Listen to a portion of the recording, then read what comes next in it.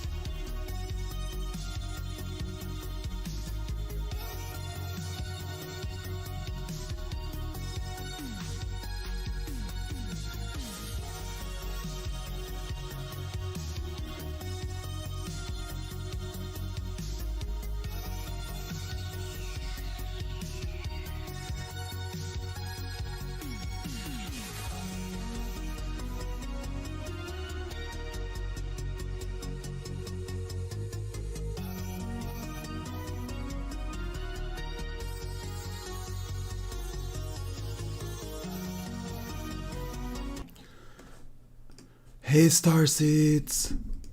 Let's everybody get into shitting lotus position. Are you in the pooping lotus? What's your formation? It's time to sing. Are you guys ready? It's time to sing. We're gonna kick it off right, 'cause we're gonna banish all the bad spirits. Burning a little bit of sandalwood or whatever it's called. We're gonna get rid of the spirits. Ow. So yeah, today's offering, I got the fan on and I can't light my spirit banisher. Today we're burning, I forget even what this is called. I just went in there and I said, give me the strongest things that will banish the spirits and raise my consciousness to 5,000 dimensional levels. And here we are. So everybody get ready with me. As you know, we up our consciousness with a little bit of intonation, a little bit of frequency vibration via music. Ready? Let's do it, y'all. Get into pooping lotus position.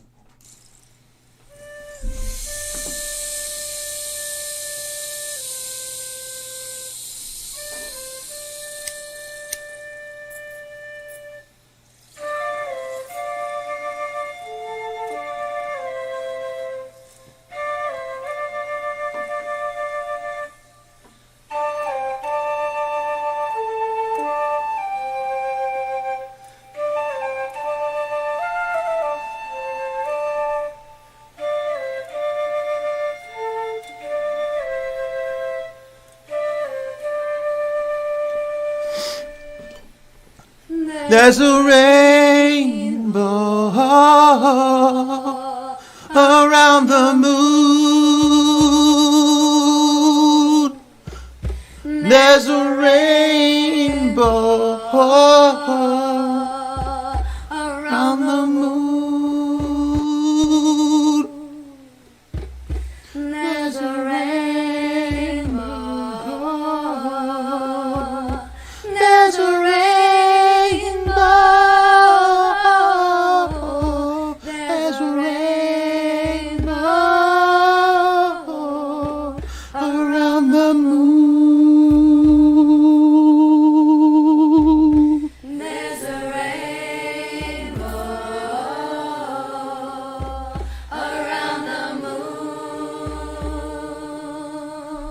me see y'all in the audience singing.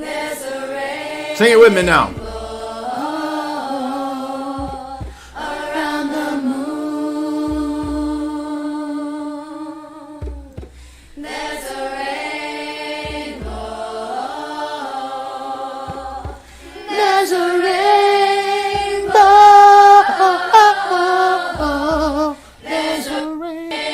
All right, that's enough of that. Damn.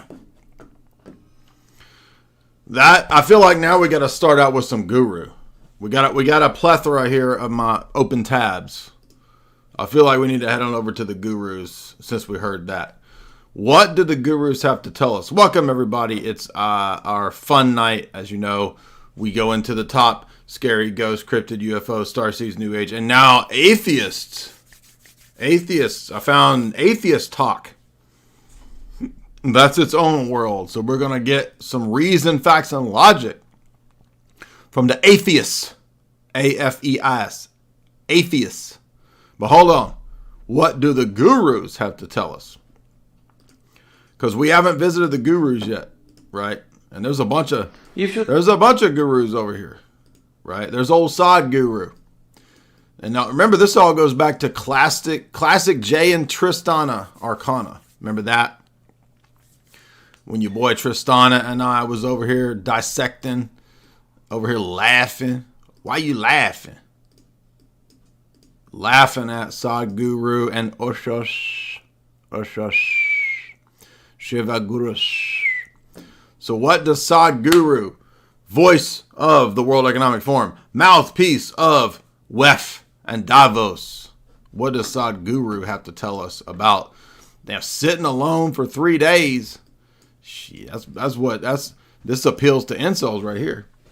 What's up? There's a rainbow ho, ho, around the moon. Sing it, Jamie. That's beautiful. Sing it. There's a rainbow ho, ho. There's a rainbow ho, ho, ho, ho.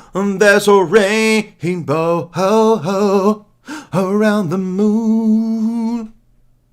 Anyway. See what happens when you channel that energy. Sometimes a rainbow festival spirit steps in. You're channeling. What can I say? But what does Sadhguru have to tell us about sit alone for 3 days? Sit alone for 3 days. No television, no book, no texting, simply by yourself. Let's see what happens. You must know the nature of who you are. You should not go on dodging yourself and one day you will explode into something. What if playing dodgeball with self? If you're by yourself for 3 days alone, you will no longer dodging yourself. You will play dodgeballs with the self. Who's dodging they self? Who has not set aside me time? Right, what do the millennials call it? They got to take a me time break from work or whatever. Who in this audience has not set aside a little bit of self dodgeball with they self? All of us, pretty much. You must know what is the level of madness you're suffering. When I say madness, if your mind is out of your control, is that called madness in definition? Hello?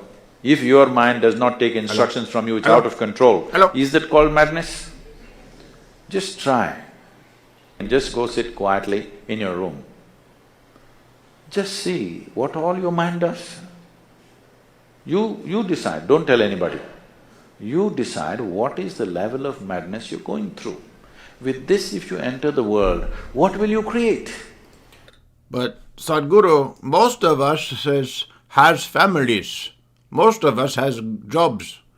How are we supposed to take 3 days to sit alone when we must pay the bills? That reminds me of one of the gurus, I forget which one it was. Somebody was asking the guru, hey, what do I do about all my bills and stuff I got to do? And the guru guy said, just like, don't have an apartment. That would get rid of your bills, right? So, all right. Yeah, but see, I'm kind of feeling this one. So I'm going to give 1 point to Sadhguru because, I mean, when was the last time you sat alone for 3 days? And if you do sit alone for 3 days, you will not dodge yourselves. You will dodge ball with yourselves. Work like... All right, now what's up? This looks like a damn... This is the dude at the mall that's trying to sell me some kind of back massager. You know what I mean? Like, this is the dude at the mall that stops you and Janie. Oh, come here. You must get back massager. Only $55. Must be plugged into European outlet only. Right? This is a dude at the mall trying to sell me a back massager. Why am I going to listen to this dude about spiritualities? Life balance is bullshit. Bullshit. There should be no balance. Life is way more important than work. If you are working nearly as much as you are living, then you are effed. Fuck the work-life balance. I like this new breed of gurus. These mofos is just laying it out. I like that. I feel more honesty. I feel like he should just be like, I am literally that dude at the mall trying to sell you the $50 back massager. Your life is fucked. If you are buying a $50 back massager, you are F to the moon. I like this guy. So that's what I feel like. It's a more honest type of guru. You know what I'm saying? I feel like this dude would just basically say, I am after your Jamies. Just give me the Jamies. Guru is not someone who gives you theories and philosophies. Not some. Oh, wait a minute. If a guru doesn't give me theories and philosophies, you just gave me a theory on philosophies on gurus not giving theories and philosophies. Boom! Just got precept.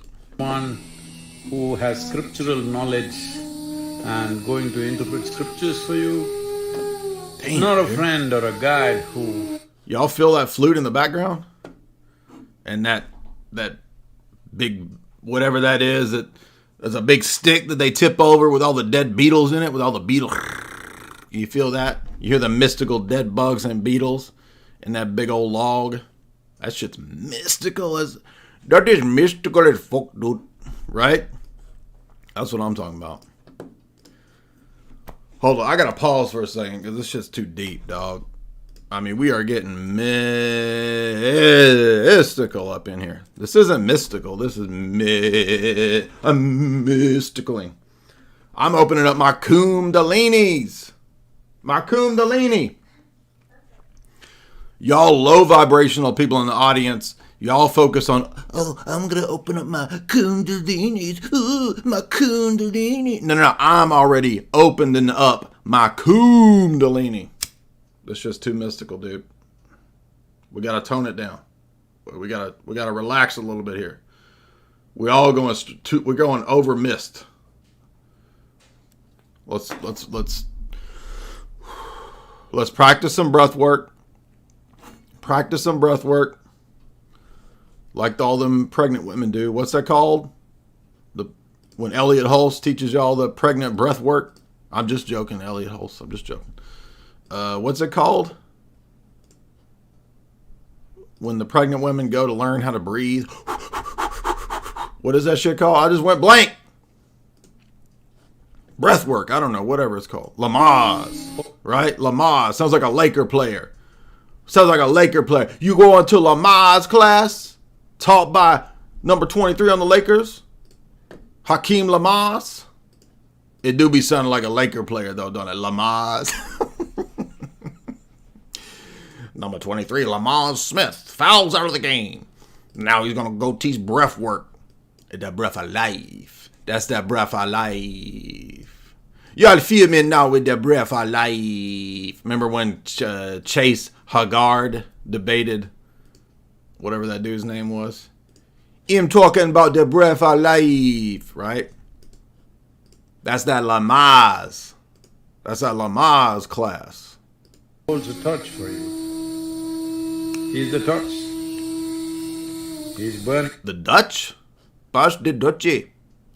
Pass the Dutchie to the left-hand side. The left-hand side. And the right-hand path. The left-hand side give you the Dutchie. Because pass the Dutchie on the left-hand side signify the libertine left side path. If you wish to know what it is, you should burn too.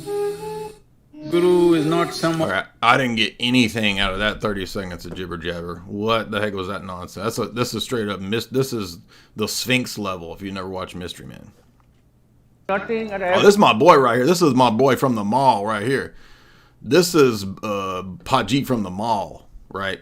He's over there by the Panda Express talking about them back massagers that are $45 that only plug into a EU plug outlet. But I like this dude because he's straight up. Like, he just lays it out, just cusses you out from the outset. You know, he's just throwing down F-bombs about, brother, excuse me, fuck you, by the way. Must come and buy this back scratcher to get enlightenment. Give me your wife, by the way, and fuck you. Every possible moment. But if you have to do something, do absolute minimum. But it is most preferable to do fuck all. That's what. Oh, see, now I'm starting to think this dude is trolling me. Hold on. Now we got to figure out if this bro is a troll. Did I get trolled by Cora? Or is he for real? Let's see. Self-help sing. Is he for real or is he a troll? We got to find out now. When a person doesn't like you, they team up with another person. See, well, I mean, doesn't it prove my point either way? Because in the realm of the gurus, bro, you can't even tell the difference between getting trolled and a real guru. That just proves my point. In many ways, you ever notice that the flute that the gurus use actually sounds like the booger whistle that the gurus have? You ever think about that? What if the booger whistle is just the flute, like it's the mysticaler version of the flute that they use in the video? You didn't even think of that, did you? I shouldn't say this, but I'm saying this. The age of the gurus is ending in many ways. Because one thing is it has to fit into their logical nonsense. Another thing is, where is it? Tell me. They need something tangible in their hands. So tools are the only way forward. The age of the… dude's straight up like chocolate Santa Claus.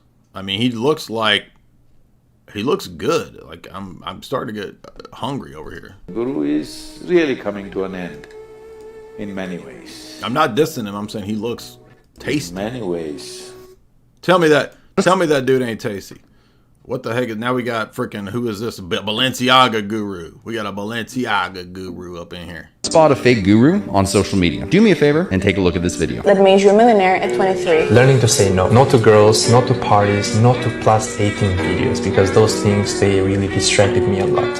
And I had to learn how to control myself. Number two, I hate this. The music in these stupid videos is going to immediately ding. Don't be an algorithm. asshole. Assholes are people who have no regard for other people, their feelings and their point of view. If you feel that you may be an asshole and are suffering from the assholism, there is help for you. Contact your local Assholes Anonymous hotline. See, this dude a troll. Here's the truth about all these internet gurus. You ever see videos on YouTube or pictures on Instagram with like a young dude with a bunch of money and you're like… Or a young dude with a bunch of hair coming out of the front of his head. A little kid is driving a Lambo, like… Here's the truth about all… If your spiritual coach or mentor says this, fire them. Take the high road. The universe will take care of it. No, it won't. That's like every guru, though. So that would be firing every guru. So, here we go. This is what Guru's saying. This is the one teaching we really want you to understand. What is this that? can change your life. What? We're reading the Barney, but it could have been that even after an hour, we didn't even attach ourselves to one of the teachings of the Guru. The teachings is… Well, if you were reading the Guru for an hour and you didn't attach to any of his teachings after a dang hour, then you probably is getting mind-effed by a fake guru. I mean, that's pretty much solving it right there, right? Because all of these gurus, they'll talk for an hour and not say anything. They'll talk for an hour and you won't even know. You'll think it's the beginning of the lecture. He's already been talking for an hour. You'll have time dilation, time distortion, like you was passing the Dutchie. You know what I'm saying? So all of this guru stuff actually is that way. By the way, if you guys would hit like and share. We haven't actually delved into the guru sphere, so this is new territory. I'm kind of enjoying this. These boys is off the hook. We've looked at the witch talk. We've looked at the star seeds, and that was some class act stuff over there. But we haven't been with our gurus in a while, right? It's been since basically the days of Tristana, before he got, I guess, fired in the rap game and he couldn't handle it anymore. So I guess I won that. But actually, I wish I hadn't won the rap game with Tristana, because I wish he was back, because I like to listen to his podcast. But you know what I'm saying? Whatever. In life on the streets is like that sometimes. The Guru is sharing the Guru's wisdom of how this creation works. What gives us dukh, what gives us sukh. We didn't take not even one of it. So then it's Jioban Sabajay, your hook is just, it's empty. You're blowing empty through this bamboo stick. No, that's the big log full of bugs that they flip over that sounds like rain or whatever. So it's not empty, it's just full of bugs. But also, it's you just figuring out that it's all jibber jabber anyway. See, the function of a guru, that is to say a spiritual teacher in India, is to give you a funny look. We're going into boomer archetypes of the boomers now with Alan Watt. So this is like, counterculture boomers. They love this dude. Let's see what... I've never really heard a lot of Alan Watt. So I'm not talking about Alan... Hi, folks. This is Alan Watt, and you're listening to Cutting Through the Matrix with Hamish and myself. Folks, the big boys, they've got it all planned. That's the other Alan Watt, not Alan Watts. Okay, so Alan Watts is like archetypal, boomru,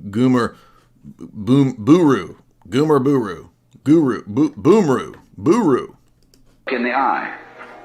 Because you come to him and say, Mr. Guru, I have problems. I suffer, and it's a mess, and I can't control my mind, and I'm miserable and depressed, and so on. And he gives you a funny look. And you feel a bit nervous about the way he looks at you. Because he's reading your thoughts. And this man is a great magician. Reading my thoughts? We jumped a big chasm there. Wait, so I'm telling him my problems, but the guru's reading my thoughts? All right, I don't know about all that, but let's see where Alan Watt takes us on this wisdom, this boomer wisdom. He can read everything that's in you. He knows. The guru can read everything that's in me? Like, what food set off my IBS? He knows all of that? Damn. He knows that time in 8th grade when I pooped my pants too? He knows it all. Damn. Right down into your unconscious, and you know all the dreadful things you've thought and all the awful desires you have, and you are rather embarrassed that this man looks right through you and sees them all. But that's not what he's looking at. He's giving you a funny look for quite another reason altogether. Because he sees what? See, the function of a guru, the Brahman, the Godhead. He sees in me the Godhead, the Brahman, the essence of God. Wow. Sees in you the Brahman, the Godhead. Just claiming it's poor little me. That's why... This is why a lot of these people say this pantheistic thing, right? Of like, oh, you are universal consciousness having an experience in the here and the now, right? So this basically is just pantheism and process philosophy that is regurgitated by a lot of the gurus. So, of course, it's nonsense, right? Just because you can say, yeah, I'm made in the image of God, but that doesn't mean that when you look into me, you're seeing the divine Godhead. I mean, that's just kind of ridiculous. So, no. This monistic philosophy, but also contradicts itself by being dualistic. So, sorry, Alan Watts, you got a boomer fail on that one. La familia de Guru Guru en la parada militar. I don't know what that was. To the Guru story. But I was in the room that night. Damn, son. Yeah, hold up. Roll it back, dog. What's that Guru story is? True story. But I was in the room. True Guru story. That's crazy. Yeah, I sat there, that ain't crazy. I watched it. I remember thinking, yo, this is the craziest thing I ever that ain't that crazy, dog. I'm talking about practice. Y'all talking about practice? Y'all talking about practice? I'm talking about practice. He told the guy, He said, when you want to succeed as bad as you want to breathe, then you'll be successful. Y'all got ass. You gotta go to that Lamar's class with my boy Lamar's over there teaching over from the Lakers. Why are y'all so obsessed with relationships? Exactly. Why are y'all so... Girl, that's what I have been saying. Girl, I have been saying that for the last 5 years. What your sign is? What your sign is? Obsessed with marriage? Why do y'all really feel like society is not the reason y'all come up with these statistics and these ideas as if you could not break away from it? Mm-hmm. Do you... To the gurus. And I can't touch the microphone. I touch the scroll and it goes crazy. Anyone out there who calls themselves a guru, Gabby. run the other way. Those teachers, at times and many times and far too often, misuse their power. Mm. And teach well, hold from a up. place of ego. But are you being a guru? I'm breaking my silence about guru culture. Well, all right, I agree with that. But are you a guru? Let's see what you what do you teach? A new thought leader. Oprah named her a new thought leader. Oh, hold up, though. Oprah promotes gurus. So what are you talking about? You're not a guru. So could he explain the reason why he's decided to do this? He has chosen this as a part of his way of communicating. You into crypto? So why has this guru supposedly had his hands up for 16 years? I mean, so dude had to go to the bathroom since 4th grade, basically, and just kept it up because he didn't get called on. And that was probably just the teacher couldn't remember his name because, you know, everybody over there's got the same name, basically. Anyone out So there? that's just a tragedy. That's nothing spiritual. That's just a tragedy. You into crypto? Bro. You aren't? You into that? That's my crypto portfolio. When you're young, probably you never thought about it, but you better think about it. Because Look, that dude's got a damn poppy shawl. He's telling us straight up. He's from that Hindu Kush region where they got the poppies popping off. And he's got a damn liturgical stole of poppies going on there. He's telling us what's really going on. Right? He got that pass the Dutch on the left hand side. because before you know what happened, you'll be dead one day. True, true. Yes. True. Most people think other people die. True, You know, people open the newspaper and see those obituary columns, oh, these are all dying kind of people. I am an immortal kind. I'm not a dying kind. No, I'm reminding you, you and me will die. When you're young, probably you never… True that, true that. I mean, can't beat that, right? What is it, man? What is going on? How do people fall for this? I'm mystified. People must… Oh, we saw this chick last time. Right, she was in that horror movie I saw. At one point, everything was oneness. And then… She channeling. At one point, everything was oneness. one point, everything is going to go back to that oneness. Division. So that's called Neoplatonism or monism. And that's basically what every ancient religion ever said.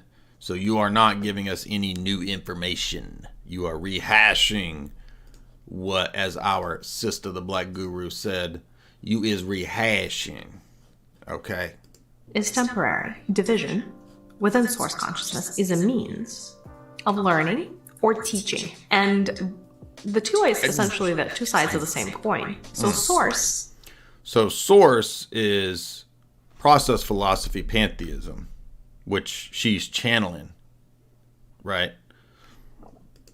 Is more than just the great creator. Source is actually the number one teacher in the universe. The number one guru, if you will. The number one mastermind. And so it said, if I am two parts, light and darkness, I need to create a system that would enable me to understand myself better. And also enable every little aspect of me, no matter how small, to also go through the experience of understanding itself and understanding the world around it. And so Source split itself further, and it split itself into smaller... So it's impersonal because it's an it, but it also made personal decisions to split itself. One point every... So This is so sensitive, but you basically touch it, right? I mean, my mouse is basically an empath because it's so sensitive. I touch it and it basically scrolls back. But did you notice this nonsense here? The world around it. And so Source split itself further, and it split itself into smaller particles. Each of them became its own micro source, or mini source, or nano source, if you will. If you will. Only if you will, though. I mean, do you guys will that, or do you object? Source split itself so that it could greater reveal itself. But wait a minute, why would it split itself if it was the ultimate unity? Like, if it was the ultimate perfect unity, why the schism to begin with? So you notice the gurus are just rehashing Platonism, and they don't even know that they're doing that. Don't give a fuck. That's my guru right there. That's my mall, dude. What are you doing? This is crazy. I would suggest you shut the fuck up and emulate what successful people are doing. That's not a secret, folks. That's a fact. Now, the only question is if you don't know what successful people are doing. The best way to find a guru, somebody you should really take advice from, one key thing. And this is especially... She look like you got a Wolverine thing going on over here. This is Wolverette, right? With this weird... What's she doing? Somebody you should really take advice from, one key thing. And this is especially relevant to TikTok because I'm seeing some craziness in this day and age. It's one key thing I want you to look for. You seeing craziness on TikTok, girlfriend? Nuh-uh.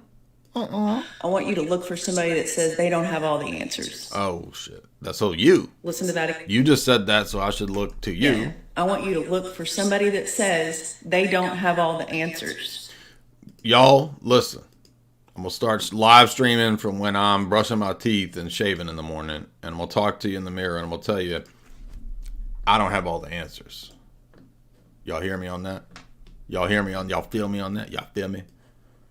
Now get your ass up and get to Lamar's class, because Lamar's has a lot to teach y'all right now. If you want to support the show, you can do so via Streamlabs. Streamlabs is the link right there if y'all are having fun as we dunking on the gurus, dunking on the witches, like Lamar's when he's leaving practice.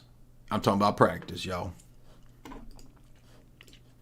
Because if someone is on here saying, I know this to be true, I have all... Is this James Charles? Who is this? This is James Charles? All the answers about this. They don't. Nobody has all the answers. Dang. So. Oh, sick burn from Wolverette over here putting on her makeup. That's hot a sick take for burn, the day. dude. Nobody has all the answers. And if you find somebody that's willing to admit that they don't have all the answers, that's probably a good person to take advice. Right here. See, you just heard it. Whitney figures shit out.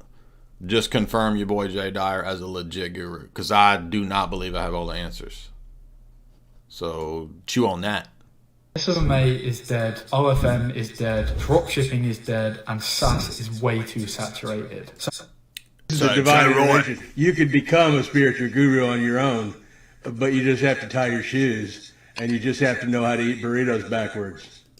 Shit, now I'm straight up. I'm pretty much on the side of.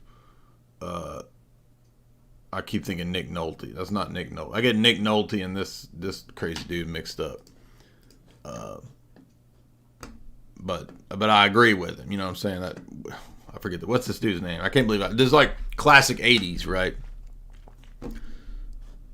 Y'all help me out. I just went blank on my 80s bros.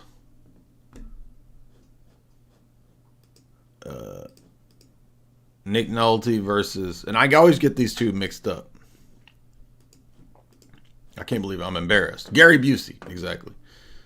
Right. I mean, both Gary Busey and Nick Nolte, I mean, in the 80s, they're very distinct, but they basically both have evolved into being identically there's a hypostatic grizzled union that occurs now between them two. That basically they're both so grizzled that they are hypostatically united in the same grisly being. Does that make sense? But I agree with the wisdom here, basically, what he's saying. So why won't you do an entrepreneurial course, like a how-to? Because people ask you all the time. Right. The people on TikTok that are pushing a course of any kind, you have to watch out for them. There's so many red flags. 9 out of 10 of these like business gurus on TikTok, their bios will say like founder of. Well, like, what about your mannerisms? Is that a red flag at all, or are they fabulous? An 8-figure ecom. I'm gonna pass on you. What is? So why won't you do an entrepreneurial? I like this. This bro right here. What is a guru? This dude just steps out of a dirty movie. A guru could be described as a realized being. A being who has completed this. Right. A realized being. Look at that guru right there up at the top. He's got an eye going up and an eye going down. He's basically Baphomet with his eyes. Look at that. You ever notice that? Do you ever think about that? Human journey, but stays incarnate to help other beings realize the one truth that they found. A guru is no longer at the mercy of the ego. A guru. This dude looks like the dude that in high school we would get to go get the beer, right? I mean, this is the dude that isn't your older brother. It's your older brother's like dude that just got out. He's under probation, right? And that's the dude you go ask, hey, can you go get us some beer after school? Because it's Friday. Also, can you get some Zimas and some wine coolers because there's some cheerleaders coming, right? That's that dude right there. Guru Gobind Singh. I'm not going to listen to the dude that got me beer my senior year about what a guru is. Now this dude, this we're looking like freaking Bible kings over here. Sikh Guru. There are many inspirational stories of great leaders in history. I'm doubting bro's bookshelf back there, because that to me looks like a bunch of the Harvard Classics set, and they don't look like they've been broken. So I feel like this dude is, and look, he's got a bunch of dusty books on his shelf there. They don't look like they've been, one of them looks dusty, but he just got that at a freaking thrift store. I don't think he's reading his books. One red flag of gurus. If gurus as fake books or books that is not opened, they is fake gurus. Who were heroes to their people, and he was definitely one of them. He dedicated his life to unifying this. That's a honorable sword there. He's just showing off. And fighting a war against the Mughal Empire to maintain religious and political autonomy. He suffered tremendous personal losses in the war. After success. Well, he's dressed up like Prince, though, right? I mean, if you're gonna, you know, he looks like Prince in the 7 video. So, no, I'm not going to follow this dude if he's dressed up like Prince from all 7, and we'll watch them fall. Literally a perfect... Not listening to you, just based on your haircut. I'm not listening to you.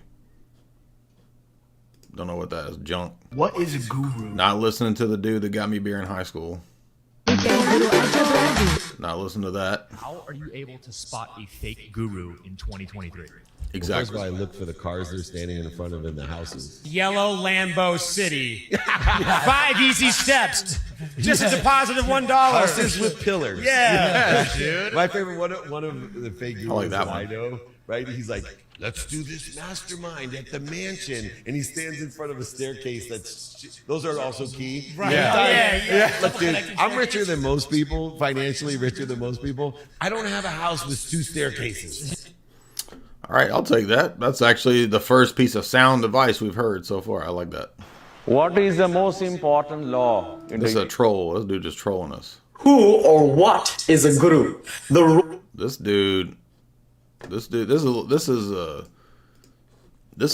is Indian Fabio, basically. Role of the guru or spiritual teacher is perhaps the most widely misunderstood concept in... No. Who or what? Ooh, come on, Indian Fabio, tell me what's up.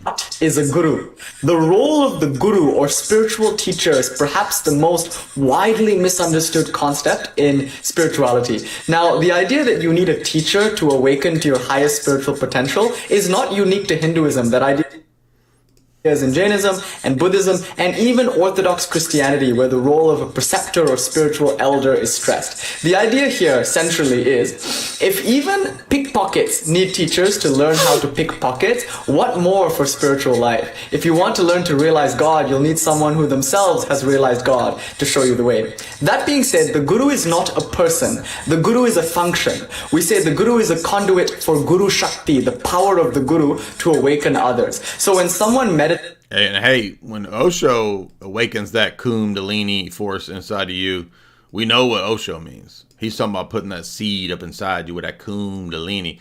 By the way, if you guys would hit like and share. Also, support the show via Streamlabs. Y'all being stingy tonight. I thought y'all wanted to have some fun tonight. If you want to support the show, you do so via Streamlabs and leaving a super chat right there. All right, I'm getting a little bored with gurus. Let's move on over to the atheists. Atheist TikTok. Uh-oh. Well, we got magic, too. I found some other good hashtags. We got witch talk. That's classic. We got starseed. That's classic. But we also got atheists, magic with a K. Uh-oh. And UFOs and aliens, if we want to go that route. But are we just not high vibration tonight? Everybody feels like low vibrations. If you would like the law of prosperities to return upon you, you must super chat. The law of 10. Every super chat give to me will give universe 25-fold blessings tonight. Universe has told me that one super chat get you 25-fold blessing back in your returns. There you go. I pronounced it. I spoke it. Name it, claim it, blab it, grab it. There we go. Let's move on to atheist TikTok. Uh-oh. We got some apologetics in the house. Let's see. My brain breaks. These are not very good. Let's see. How on earth? This chick's good. My brain breaks when I...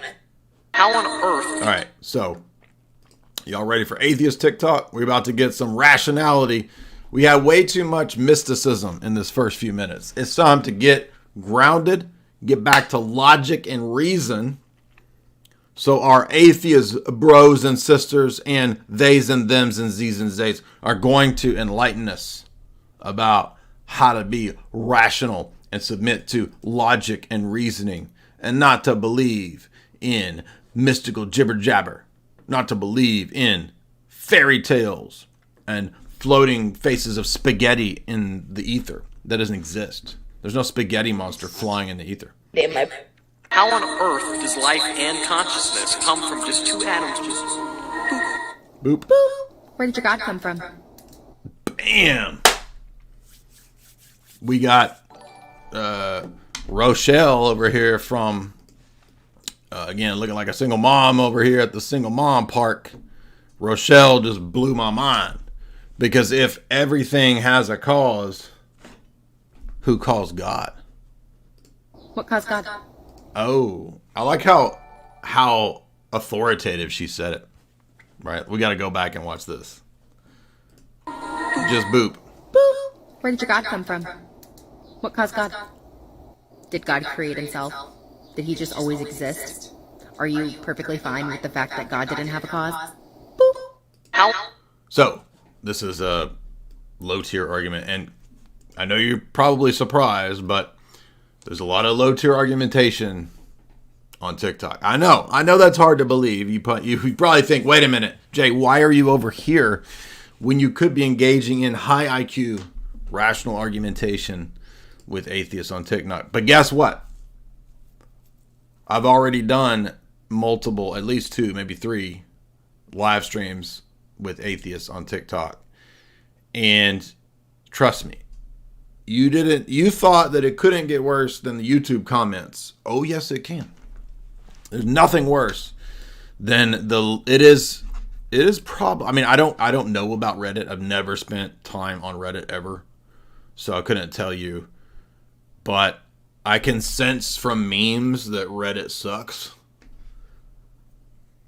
But I'm willing to bet that the quality of the discourse on TikTok on these topics might even be less than Reddit. I really feel like it. Again, haven't had Reddit experience, but I had a lot of Discord experience. I've had a lot of Twitter experience, a lot of YouTube experience, and among these Facebook experience, among these platforms, Nobody can top TikTok for the dumbest ever, dude. So how do we respond to this first ridiculous argument? So she's basically saying that if you don't have a problem with God being an uncaused first cause or an unmoved first mover or whatever, then why do you have a problem with inanimate objects or molecules or forces just being things that cause things to spring into existence? And the answer is that, quite obviously, there's a big difference between the type of thing that is the cause. So matter bumping into matter can't be a cause of other types of ontological realities like mind or thought, or invariant things like laws of logic, right? Because it's just completely irrational to have two molecules bumping together that then causes out of that the mental realm, the self, the mind, laws of logic, mathematical realities, mathematical entities, etc. Totally nonsensical. Chaos and impermanence and invariance could never give rise to immaterial permanence and invariance, right? Chaos and variance, I should say, could never give rise to permanence and invariance. Because when we say that things like laws of logic, right, they're immaterial, right? They can't be reduced to matter or states of matter.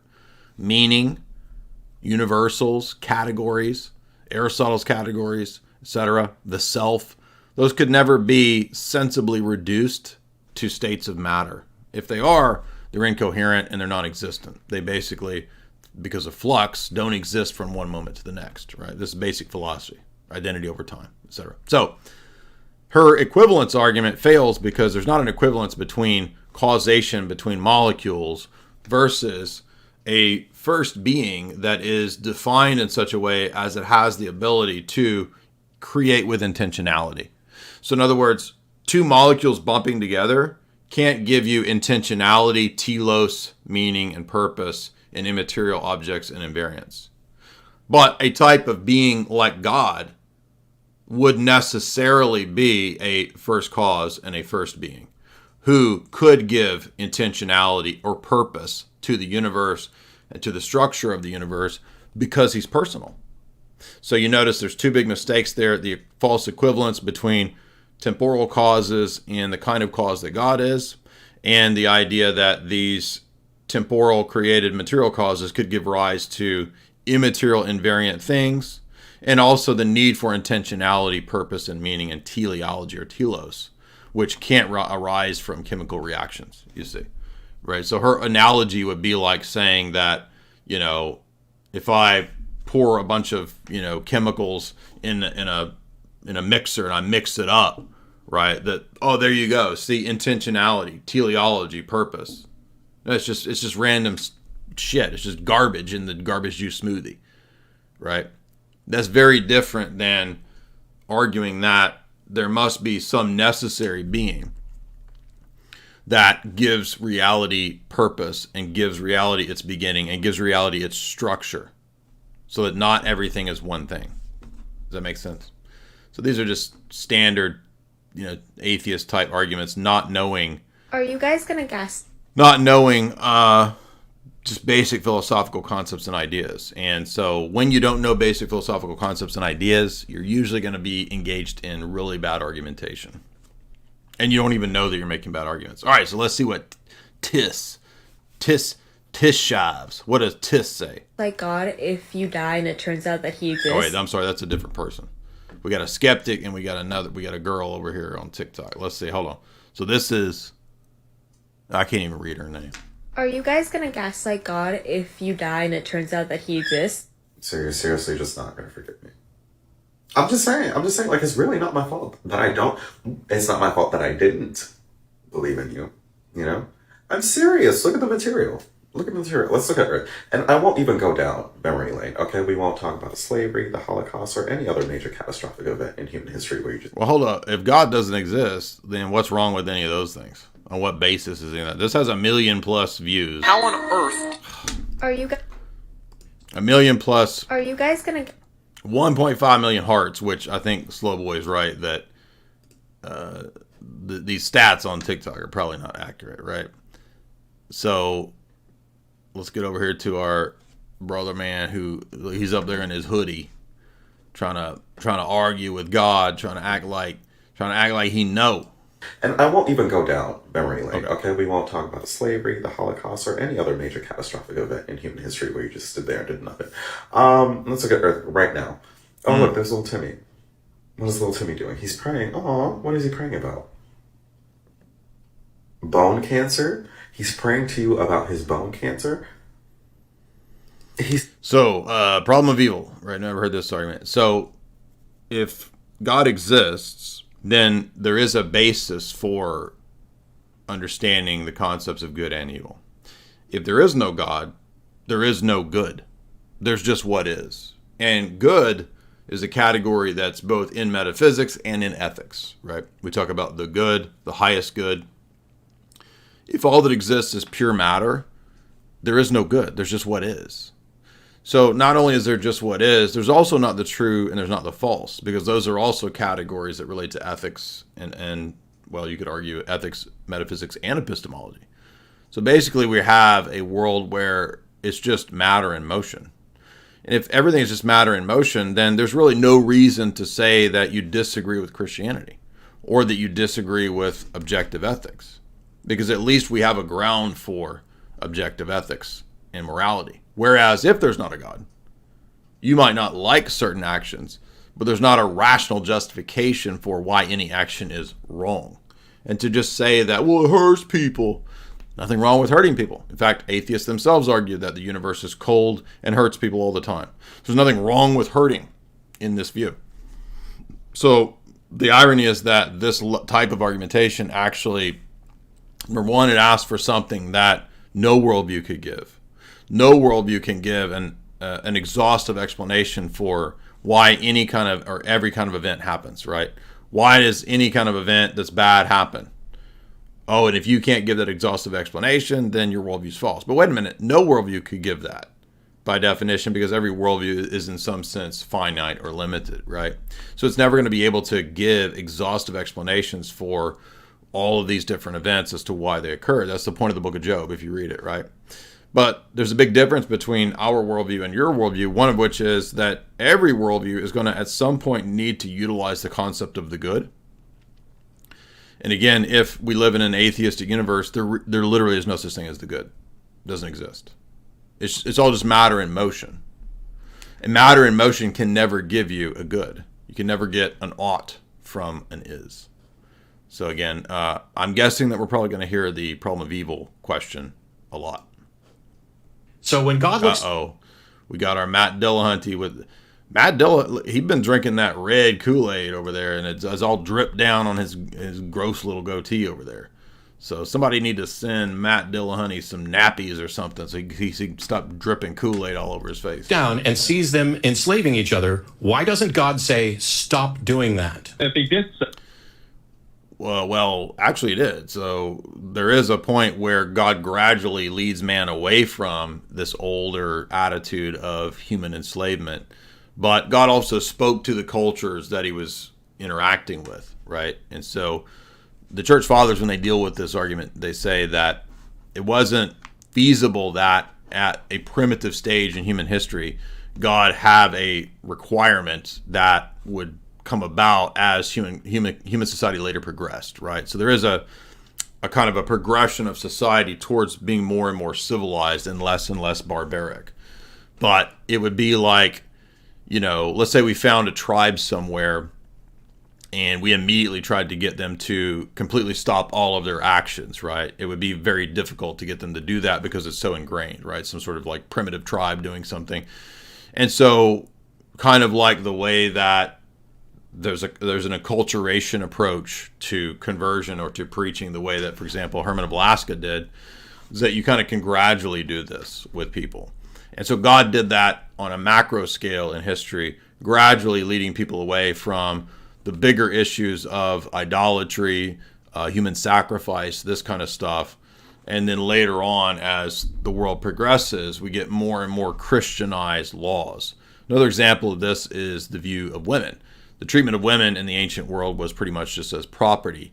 And as we get the introduction of Christianity, we get less of that and more rights, you could say, for women based on their status via, new ideas of women also being in the image of God, basically, right? The mother of God, Theotokos, helps to contribute to this. So this is oftentimes an atheist argument that really just ignores the process of history and just sort of tries to absolutize as if there ought to have been every level of moral requirement from the very beginning, but God is very patient and didn't operate that way.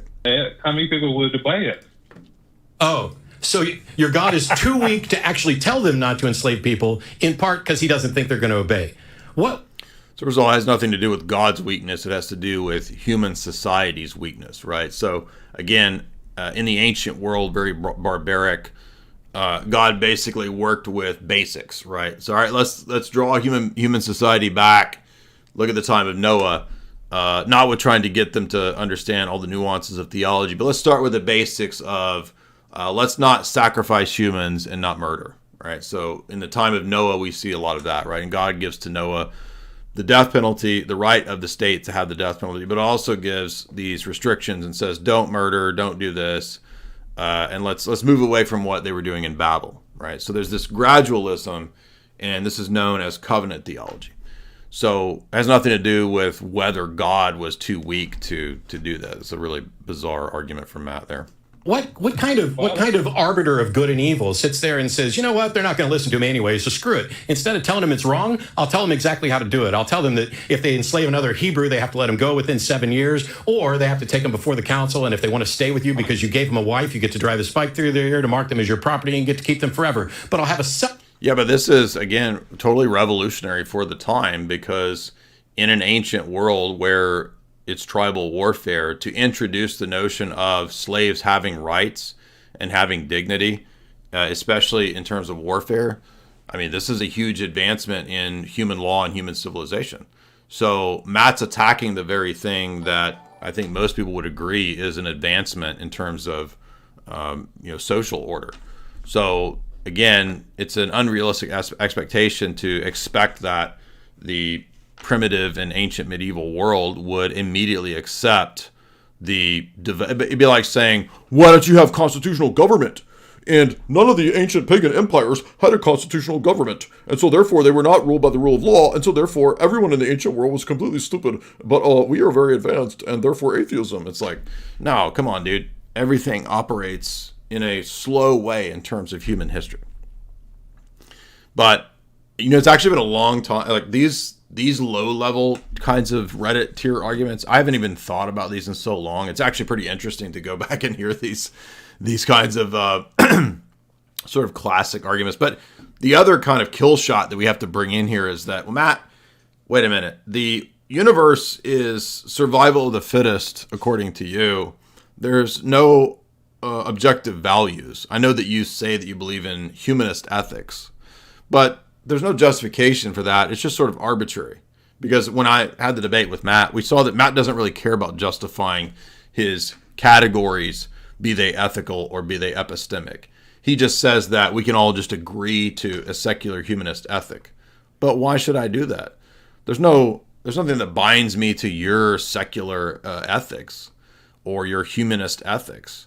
Because in your view, it's just matter in motion. It's just survival of the fittest. It's just whatever gets you to the top, right? And by the way, you'll notice that in Matt's own life, he doesn't believe in science in terms of his choices. So Matt doesn't believe in scientific objectivity, even though he further claimed to believe in that, right? Matt doesn't believe these things like he used to believe them. And so Matt doesn't believe in moral objectivism. And so there is no basis for him to say that any of these moral atrocities are actually wrong. Separate set of rules for non-Jewish slaves. They are your property forever, that you can be passed on to your children. Because I just don't think they're going to listen to me about this slavery thing, so I guess I'm just going to go ahead and fucking endorse it. What weak-ass God are you talking about? The same God that can outlaw shellfish and mixed fabrics. It was more important for God to make sure that I didn't wear mixed fabrics than it was to make sure that I knew that. It's almost like he has no conception of what these things meant in the religious tradition.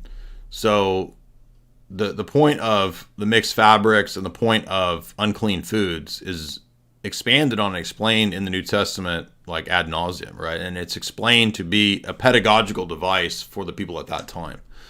And so the pedagogical device of unclean and clean was a typology that related to what we should and shouldn't do in terms of moral things.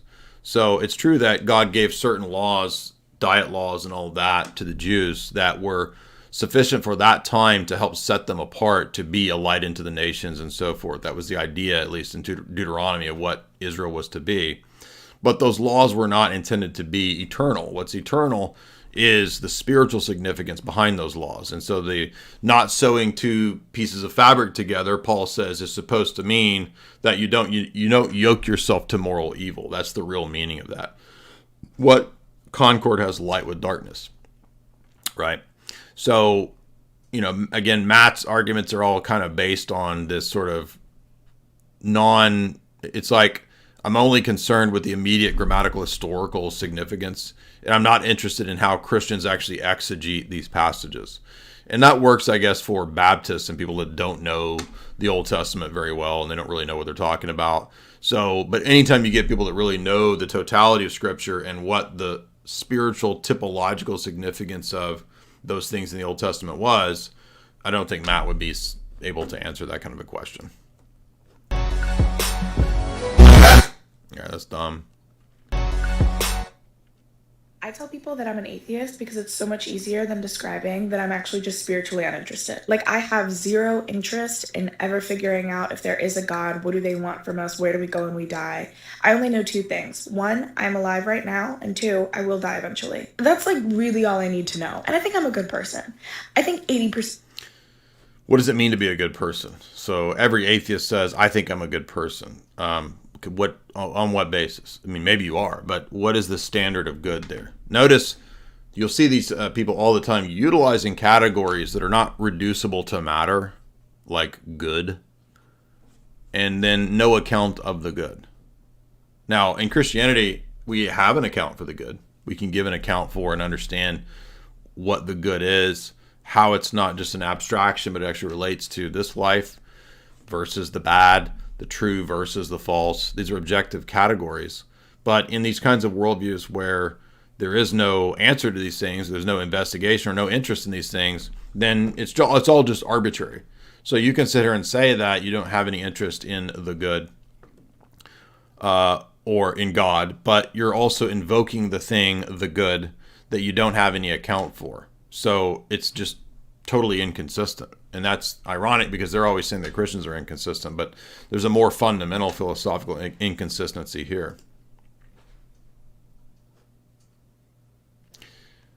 Okay, so it's the same old... The Bible says that none of us are good. The Bible also says that women aren't allowed to speak in church. The Bible also says that people with disabilities cannot approach God. The Bible also says to stone women who aren't virgins when they get married. The Bible also says to take your... No, it doesn't say that. It says that all of this, they just spit out these things that are totally out of context, right? So what was the first one? Women can't speak in church. It means they can't teach in church, right? So that's correct. Women are not able to teach in church because women are not the same as and identical to men. We have an established patriarchal theology in the Orthodox Church. So that's the reason for that. And Paul says that it's because Eve was deceived and Adam was not. So Adam was not deceived, but he failed in his duty. But Eve was actually deceived, and so that's why women are not suitable to teach theology in the church. Now, they can teach Sunday school and stuff like that to kids or whatever, but they can't officially speak theologically for the church. What was her next one? I forget what it was. Something about... It's just that they just rapid fire this kind of stuff. Yeah, it means it's none of us are good in the sense of like, can we do good works that commend ourselves to God without grace? So it's not the Bible literally that nobody has any good. That women aren't allowed to speak in church. The Bible also says that people with disabilities cannot approach God. It's not what it says. It talks about approaching in the Old Testament for the typological significance of who Christ would be as the sacrifice, right? So the physical inadequacies in a person in the Old Testament trying to approach the altar or the Holy of Holies or whatever was forbidden because there's a symbolic significance there for moral impurity and moral unrighteousness. And so that analog is fulfilled in the fact that Christ could approach because he was the perfect lamb, right? So it has to do with Christ's perfection typologically. It doesn't mean that you can't be saved if you have a hook leg or a hook nose. I mean, that's just kind of ridiculous. So she just fires this stuff out with no context. The Bible also says to stone women who aren't virgins when they get married. It doesn't say that. The Bible also says to take your disobedient children out Stone women who aren't virgins when they get married. That's not what it to the says. streets and let all the neighbors stone them to death. The Bible also says that if two men are fighting and one of their wives sees it happening and goes to defend her husband, she's to have her hand cut off. The Bible also says that without the... No, it says that text is talking about if she attacks and damages one of the men in terms of his gonads. So what's going on in a lot of those case laws. They're called case laws, right? So basically, it's these situations that occurred in Mosaic law, and then Moses is giving the judgment on these laws. And some of the situations are odd because they're probably cases that occurred, and then Moses is giving the ruling on that case law. So case laws then become patterns. This is common in the history of law in general. So it's not just Mosaic law. This is actually the way laws function even today in terms of case law. And so case laws, for example, they've set precedents for future cases. So in a situation where a woman, and if I recall, I haven't looked at Deuteronomy in a while, but in that case, if I recall, it's a situation where a woman damages the ability of another man to reproduce, right? So let's say me and the boys is getting into it. I knock a good blow to my boy over there. His wife comes up and she just outs my balls. She just crushes my testicles. Okay. She's damaged me in such a way that now I might not be able to have offspring. And in a society that's, the way that ancient Israel was set up, to not be able to have offspring is very damaging to that kind of a social order. So that's why the penalty is very strict, that she loses her hand because the penalty exceeded the crime, right? Does that make sense? I haven't even thought about these kind of atheist objections in so long that... An opinion you have that might piss some people off. I believe there's a direct correlation between how well one can critically think as well as self-reflect on their own cognitive, emotional, and behavioral processes to how religious. So notice how arrogant they are, right? They think that they're being very rational and scientific because they do not believe in religious commitments. No idea that all of their atheistic worldview is actually premised on religious commitments. They had no clue about that.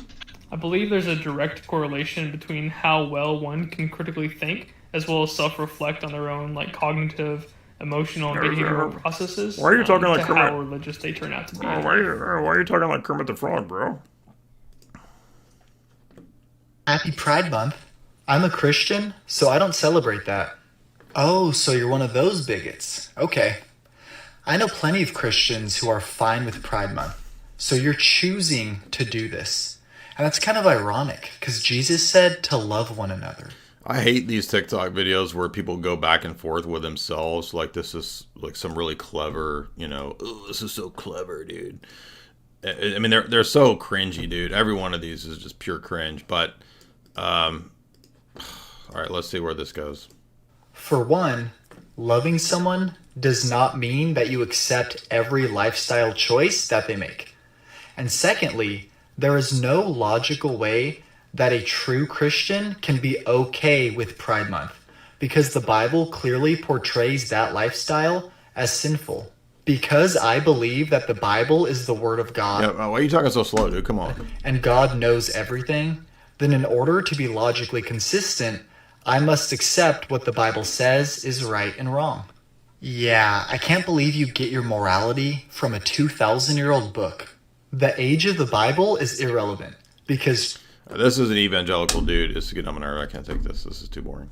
If there is a hell, and if the atheists get to the end of their life and discover, yep, I was wrong, there is a God. This is counterfactual. This is not that I actually believe it. Then you are right. I would then believe and know that there's a God, but that does not mean I would respect or admire a God who would create something like a hell to send someone like me to. And my beloved mother, Patsy Barker, who died as an atheist with a smile on her face, happy that she lived a good life raising 3 good boys. That deity is torturing her in hell. What's a good life and what are good people? What are good boys on the atheist worldview, right? Again, by the way, if you've never seen Bonson's debate with Dan Barker, it's a classic. Pretty sure that was. Let me see if that. Let's see if that still exists on YouTube. So the guy that you're seeing, I'm pretty sure Bonson did a debate with that dude, and Bonson really just nailed him. He asked him a lot of really simple, kind of like basic philosophical questions. Let's see if we can find that. Damn, yeah, Bonson Dan Barker debate.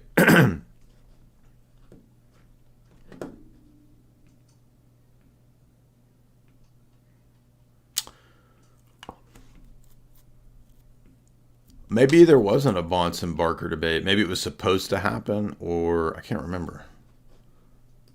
Looks like Dinesh D'Souza did a debate with him, which I didn't even realize Dinesh D'Souza used tag until we watched that one debate with him a couple years ago, and I was surprised that he did it. Let's see if there's a Bonson Barker debate. I can't remember.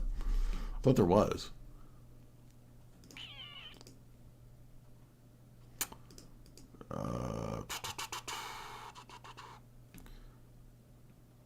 Maybe the Bonson Barker debate was the one that never happened. There was going to be one that never happened. Tabash, we've seen that one. Okay, maybe I'm wrong. There never was a Bonson Barker debate. Anyway, where are we at? Yeah, no, I don't really do mud. But you're a garden fairy. People think this is funny. It's this, and he's got a rainbow flag and 500,000 likes.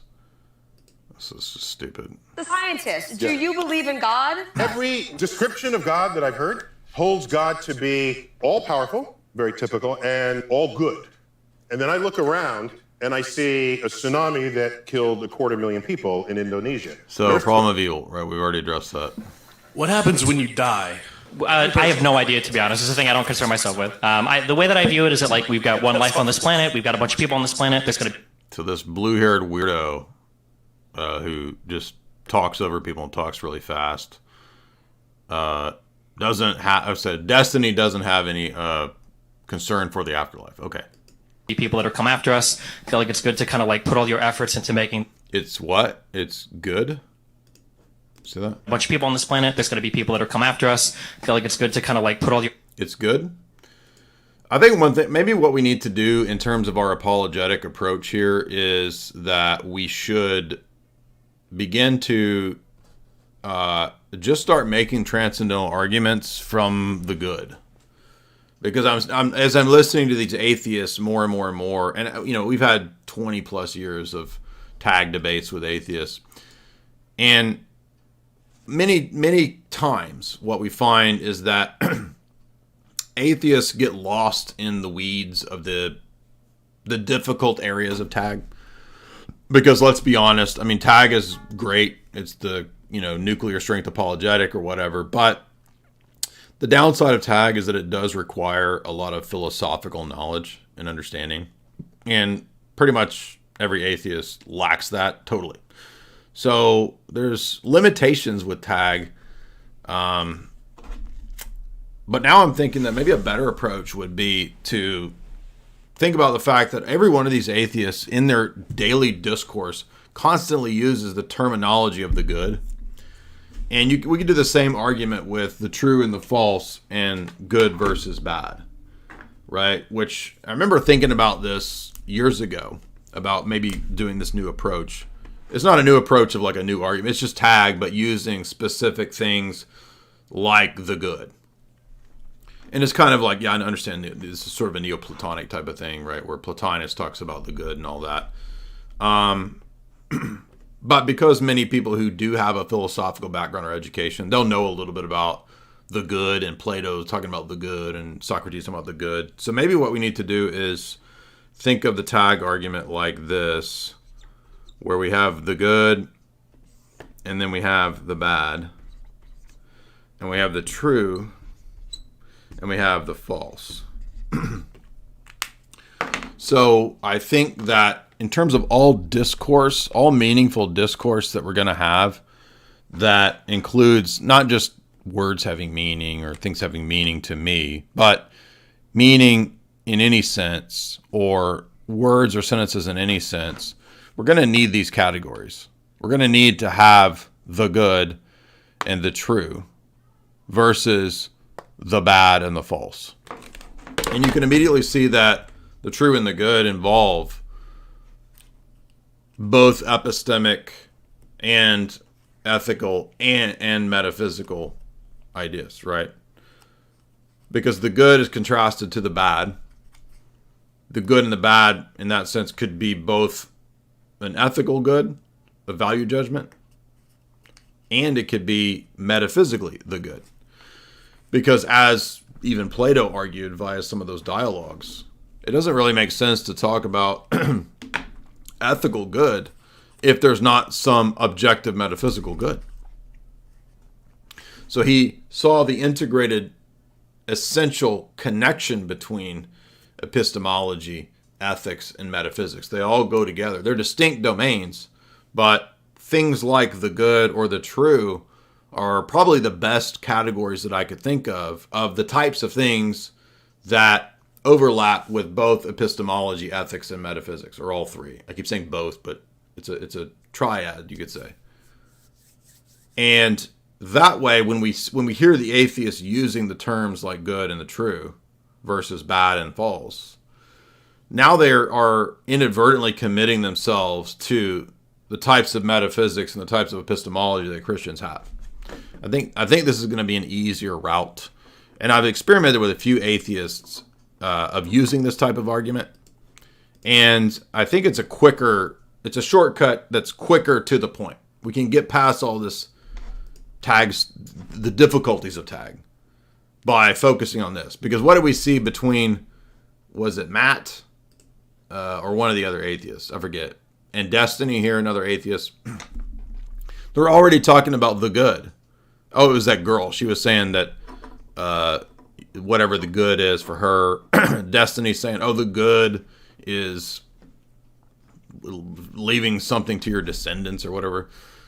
No reason why that's the good. Why are you invoking all these things that don't exist on your worldview? Your efforts into making this life as good as you can for yourself. As good as you can. What's the good?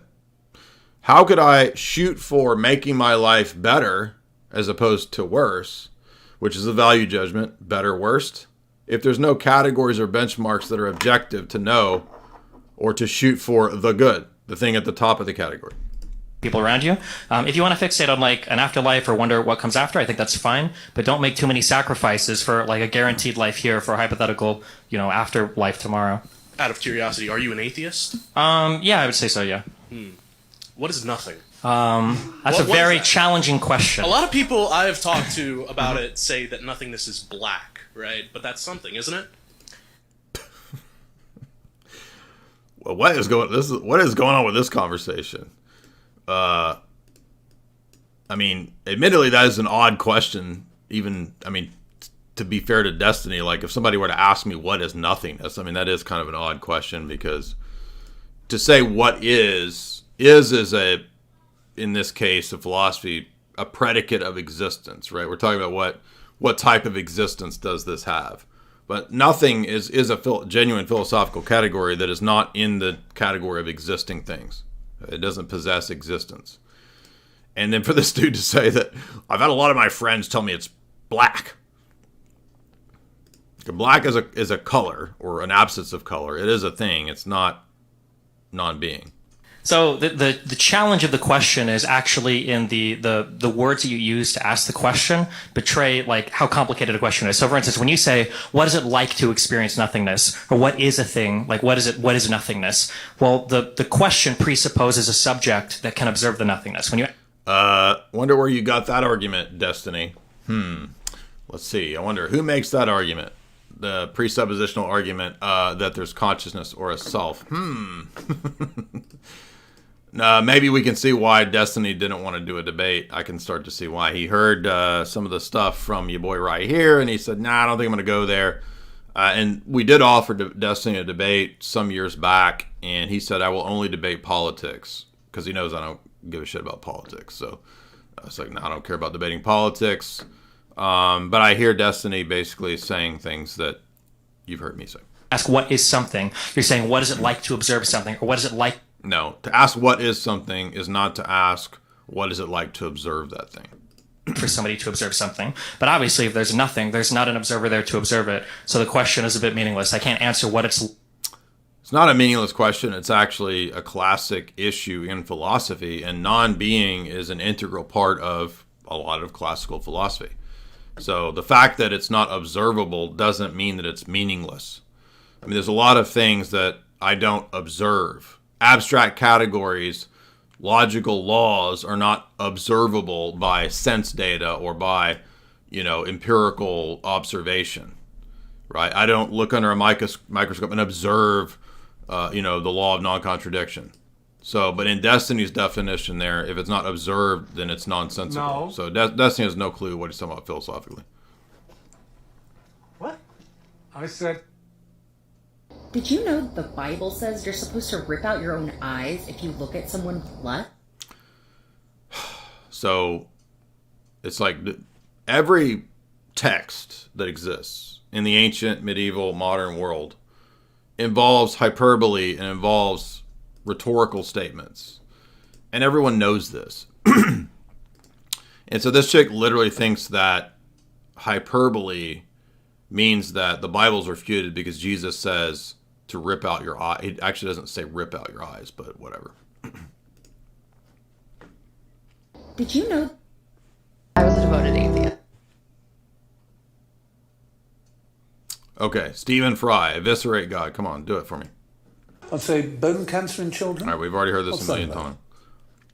If you don't believe in God, then Why is not God is? So here we go. Our boy Matt again. Matt Dillamonkey, what's up? Shout out to Matt Dillamonkey. Still baffled why anyone thinks Matt Dillahunty's a good debater. It really can only be that the atheists, if you read the comments on our debate, just again, absolutely no concept of what basic philosophical ideas are. If you want to support the show via Super Chats, you can. We're having fun. We've talked a lot today, so y'all got to help me out. Y'all got to help me, give me some Super Chats so I can pay to go to Lamar's class. My boy Lamar's over there teaching breath work. I got to go do my breath work class with Lamar's. Right? He's the Lakers star forward. Lamar's Hussein. Number 23 from the Lakers. And he charges a lot for breathwork classes. So I need y'all to super chat so I can pay. Because my breath going out. I ain't got that breath of life. Chase Haggard got that breath of life. Tristan Haggard got that breath of life. I ain't got that breath of life. Help me out, y'all. Send the super chats right there. Look. What is Matt going to hit us with right now? What's he going to hit us with? Uh-oh, he got a funny caller. I'd say, if you don't believe in God, then how do you think you came about? My parents had sex. Boom, owned. If you don't believe in God, then how do you get here? My parents did it. Oh, mind blown, bro. So, Matt coming with the heat. But wait a minute, Matt. That would mean that to produce offspring, it requires a biological man and a biological woman, which Matt doesn't apparently believe that anymore. If they're religious and they believe homosexuality is a sin, that's not bigoted. Wait, yes, it is. Religion is bigoted? Religion is bigoted? Wait a minute. Let's say that is the case. I mean, on what basis is it wrong to be a bigot?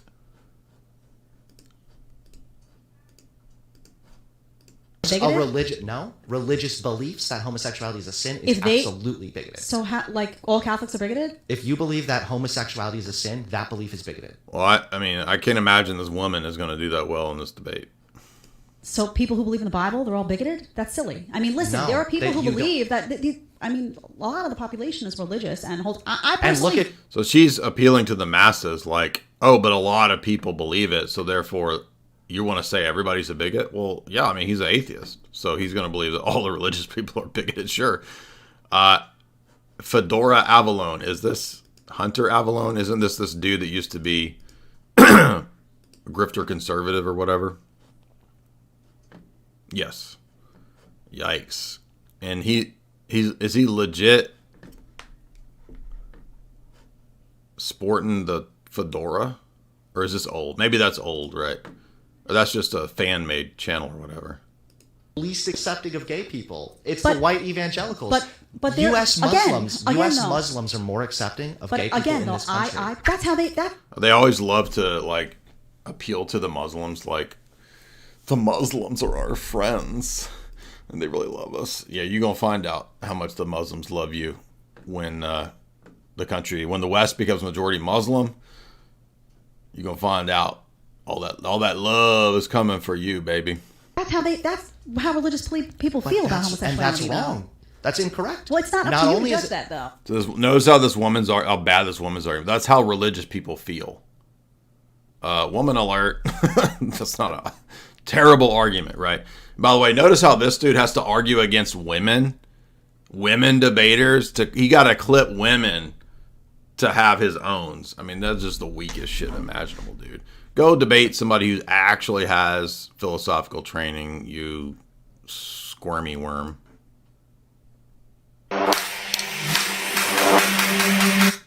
So I'm actually an atheist, but I decided to read the Bible. Let me tell you something. The Bible has more than 1,000 pages. And already on the page number 5, God gets sick of all the people and kills almost all of them. And I must say, why would a perfect God allow suffering if he has the power to stop it? I believe that the Bible is God's word. Yes, I do. Is it in error anywhere? I don't. Why would a perfect God allow suffering if he... I believe that the Bible is God's word. Yes, I do. Is it in error anywhere? I don't think so. You don't? No. Do you think that these are instructions from God that represent morality? I do. Okay. So if your child was unruly, would you take him to the edge of town and stone him to death? Old Testament was a time. No, ma'am. You don't understand the scriptures. Are you kidding me? I'm kidding. All right, listen to this. I love how they're owning like moms, right?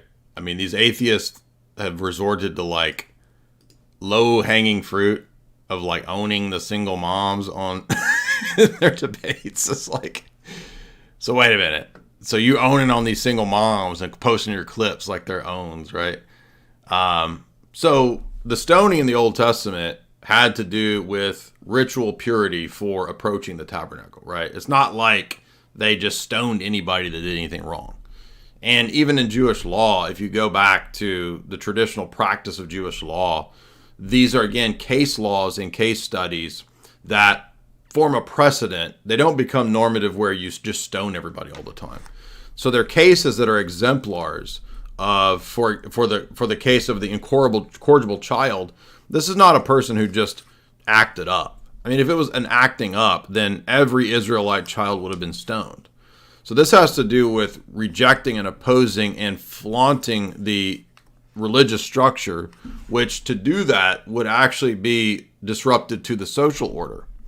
So you didn't have to believe. If you got older and you wanted to go out and believe your own things in the ancient world, you could still do that, right? In the religion of Judaism or in the Old Testament time period, you could, if you came of age, say, I do not believe this. I don't want to believe it anymore. God says, choose this day whom you will serve, right? So you had the ability to choose those things.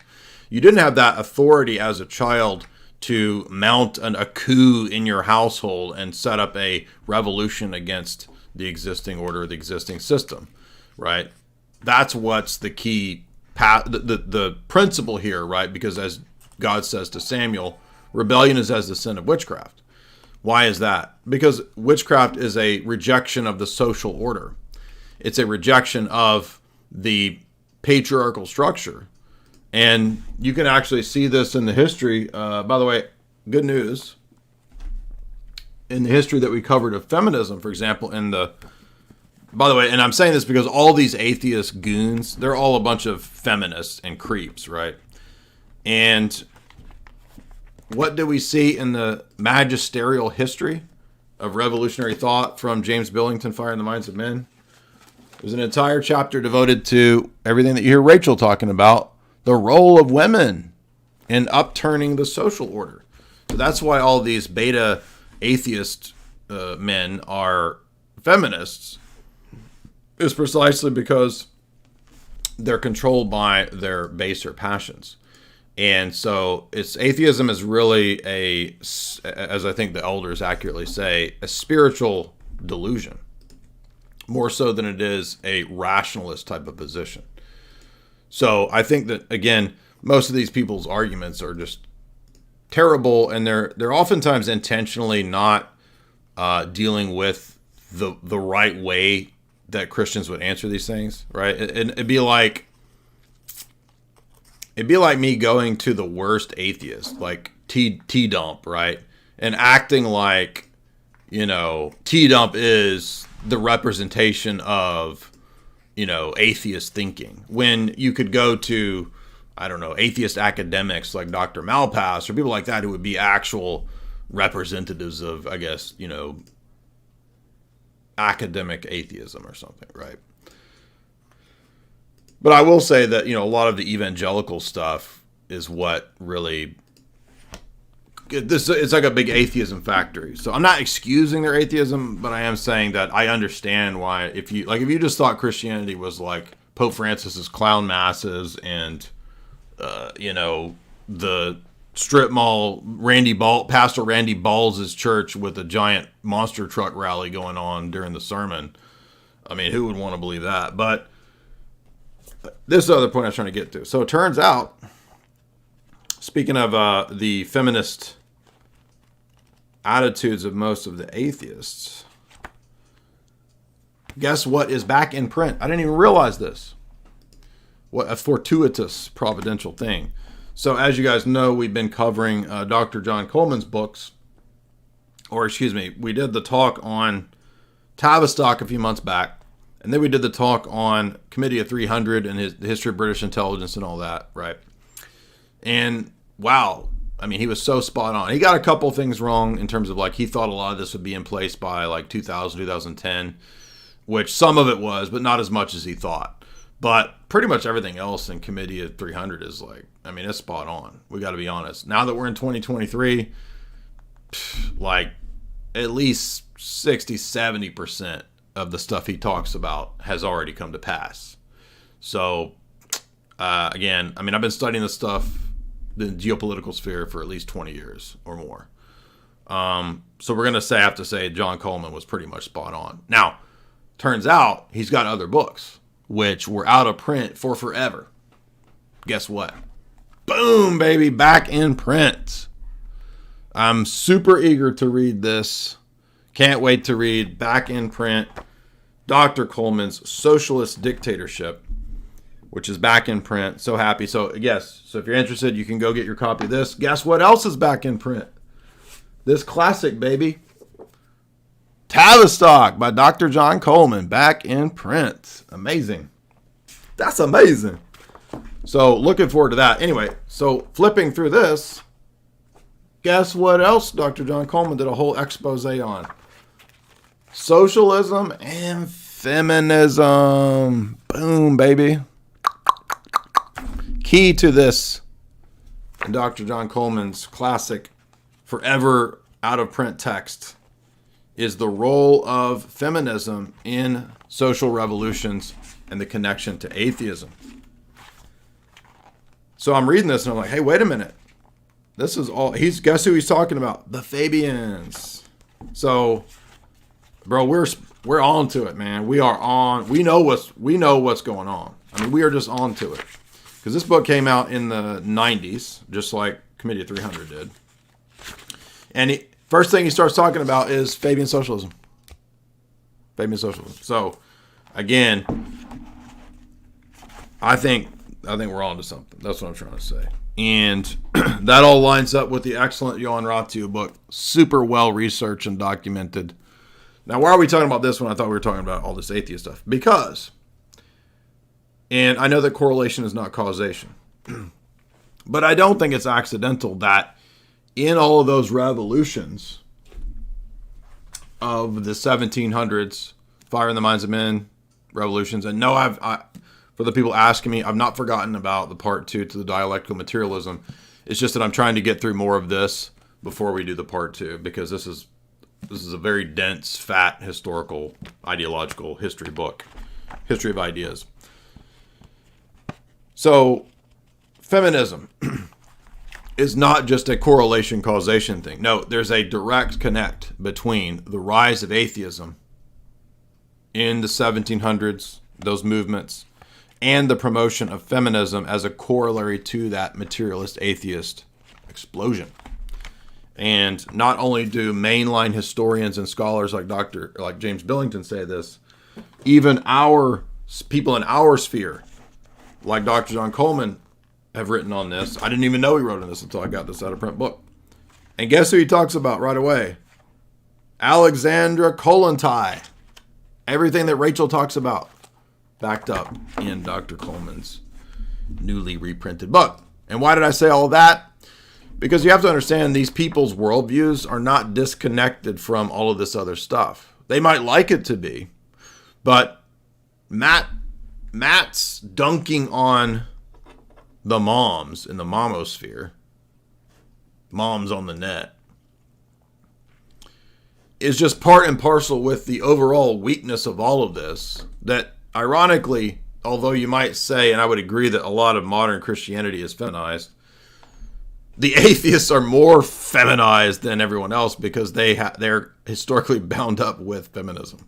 You're going to come on here and tell me I don't understand the scriptures. I'm going to explain to you. If you're going to bring up Old I love Matt owning these moms, right? I mean, just this itself is pitiful. Testament, fundamental ideas that God was using to train up the early experiences in the faith, you don't know what you're talking about. I beg to differ, and I'll demonstrate that right now. If you'll just be quiet for a second and listen.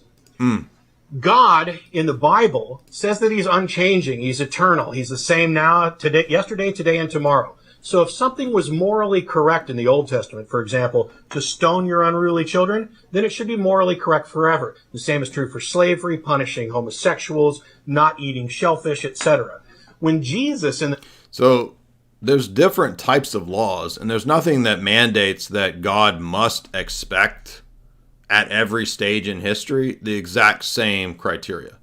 So Matt's just asserting that because God is unchanging, that God can't make allowances or dispensations for different time periods. I'm not talking about dispensationalism. I'm talking about a dispensation in the sense that there can be an overlooking. Because if you read, Paul in Acts, right? Paul says that in the former times, God overlooked, right, the pagan nations and their proclivity for idolatry. But now in these last times, he has called us to repentance, right? So Paul talks about God overlooking and excusing a lot of these things, even though they were still morally wrong.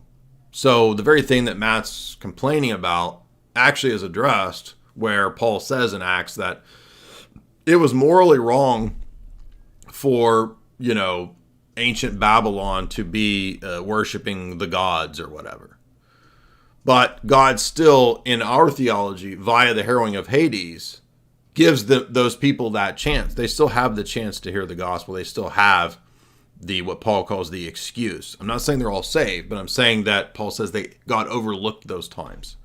So the very thing that Matt's saying is already addressed, and he's also making a false equivalence between different types of laws. So the laws of ceremonial typological foreshadowing are not equivalent to the eternal moral law that is God's character. So he's making a false equivalence there. The New Testament talks about it. He says that not a jot or tittle of the law will be changed until all has come to pass, despite the fact that he personally... What that is. That's that Bryson, great. That's Bryson Gray right there. Who that? What that is? Not a jot or tittle. Remember when Bryson said not a jot or tittle? Right? That's a Matt Dilla monkey argument, right? What does that mean? So when Jesus says not a jot or tittle will pass away until heaven and earth pass away, as you heard me explain in the Bryson Gray debate, if you knew your typology, you would know that the temple being destroyed is heaven and earth passing away in a Israel Judaic ceremony sense, right? So the temple ceremonies are what Paul links to the base and worldly elements of this life and this world. So Adam corresponds to Israel. The administration of the temple corresponds to the here and the now, to earth. And so the temple is a little miniature universe. And this is well known in patristic and biblical theology. If you read the book of Hebrews, it talks about the temple being a type, the tupos of the temple in heaven, right, in the Greek. It's the little image. It's like a little model of the entire universe. And the Holy of Holies is the throne, right, in heaven. So when in 70 AD, in fulfillment of Luke 21 and Matthew 24, the temple is destroyed, that is the earthly administration passing away. That's the fulfillment of the end of the Mosaic administration, according to Hebrews, according to Galatians, and according to Jesus in Matthew 24 and Luke 21. So in a typological sense, heaven and earth passed away because the temple isn't just an image of earth, it's also an image of heaven. When it passed away, all of the temple administration that was appropriate to that temple, Mosaic ceremonies, dietary food laws, those passed away in the sense of being acted on in the way they used to be acted on, because the temple's done. It's gone. That's a fulfillment of not just Luke 21 and Matthew 24, but countless Old Testament passages about the removal of the temple administration when the Messiah comes, like Daniel 9, 24 to 27. So now that eternal righteousness has been brought in, there's no longer a need for the earthly administration that Paul talks about, namely the temple and its administration. It doesn't mean that everything is done away or that it's destroyed. It means that what the ceremonial laws were about are now kept by the church, every jot and every tittle, in the way they were always meant to be kept, which is spiritually. And the New Testament focuses on that argumentation often when Paul talks about how even in the Old Testament period, you could be righteous before God without having been circumcised. Noah was righteous, and yet he wasn't circumcised. He was accepted to God. So circumcision can't be the absolutely necessary thing that makes us right before God. And so no, not every administration of the law is eternal, even though the meaning of the law is eternal. And that's why typology is so important, and that's why every atheist rejects and ignores typology. And they have to do that, though, to make their atheist arguments work. It goes on to violate a number of Old Testament laws. Number 3, please be quiet, let me finish, is the idea that I'm sure you believe that the 10 Commandments are binding. Do you not? I do. Well, okay. That's in the Old Testament. You should look it up. You cannot pick and choose from the Old Testament to say what you want to keep and what... Yeah, but Matt, I just answered how all of the law is still binding, but it depends on what way it's binding. So when Paul exegetes the meaning of the ceremonial passages, he says that not mixing 2 seeds in a field or not sewing 2 patches of garment together on a piece of garment, that's a moral principle of good and evil not being yoked together. So we're still keeping those laws. But does Matt not even understand that those ceremonial laws, they're not for the nations? It was never the expectation that the nations of the world would keep the Jubilees? How are you going to keep the Jubilee? How are you going to keep the land laws when they're specific to the land of Israel? It was never intended to be for all the nations. So he's totally ignorant of even that basic Old Testament theology, right? But yeah, so the law is still kept. and it's kept precisely in the way that it was always meant to be kept. And the law itself predicts that there will be a new covenant in Jeremiah. You want to Okay, throw are away? you going to let me respond now to all this that you just spewed out at me? Yes. Number one, the Old Testament harshness reflects God's rage with sin. So your God isn't benevolent. He cannot He is. tolerate the wickedness of mankind. He cannot tolerate it. So why does he But tolerate in it now? his love, Why does he tolerate it why now? aren't you letting me talk like I let you talk? Okay, go ahead. In his love, he sent someone to offer a way out. Now here the evangelicals then try to appeal to like the emotional, love elements and all that, and that's not going to work with an atheist. The atheist is looking for logical argumentation, and so the best way to approach the atheist is to just cut out from under them their usage of logic at all, because in an atheist worldview, there's no justification for the belief in or the use of logic. Obviously, don't go and do that. You do whatever you like. This is a question from my worldview, but you have no grounds by which to say rape is wrong. True. So even the evangelical pastors can figure this out, right? So let's see what our skeptical girl says here. She's going to refute Pastor Randy Balls up there on stage. Pastor Randy Balls, if you as an atheist, you've got no justification, friend. For on what basis might you say that it is wrong to commit murder? My friends, the only basis is the Bible. My friends, I got into my preacher mode. My Baptist preacher mode. If you're feeling the need right now, come on down to the altar. This is Billy Graham. We've got hot cheese pizza down here at the altar. If you just come down and give your heart to Jesus, we'd give you a hot piece of pizza. We've also got some beverages and refreshments over here. If you just come down to the altar and say the sinner's prayer, we'll give you some hot pizza and maybe some gift cards to Sam's Club. Are you serious? Forceful sexual assault? Yeah, that's wrong. Everyone here will agree with that, and I got no grounds. How is it? So you notice, like, atheists almost always, like, it's always these low tier. Look, let's just be honest here. 98% of atheists are low tier. I mean, let's just be honest here, right? I mean, they're just no good at arguments, right? And he's got a dude in the audience saying, we all agree it's wrong to engage in, looting, raping, and plundering, rape, being like pirates, right, and getting some booty, illegitimately getting booty like pirates do, plundering and whating.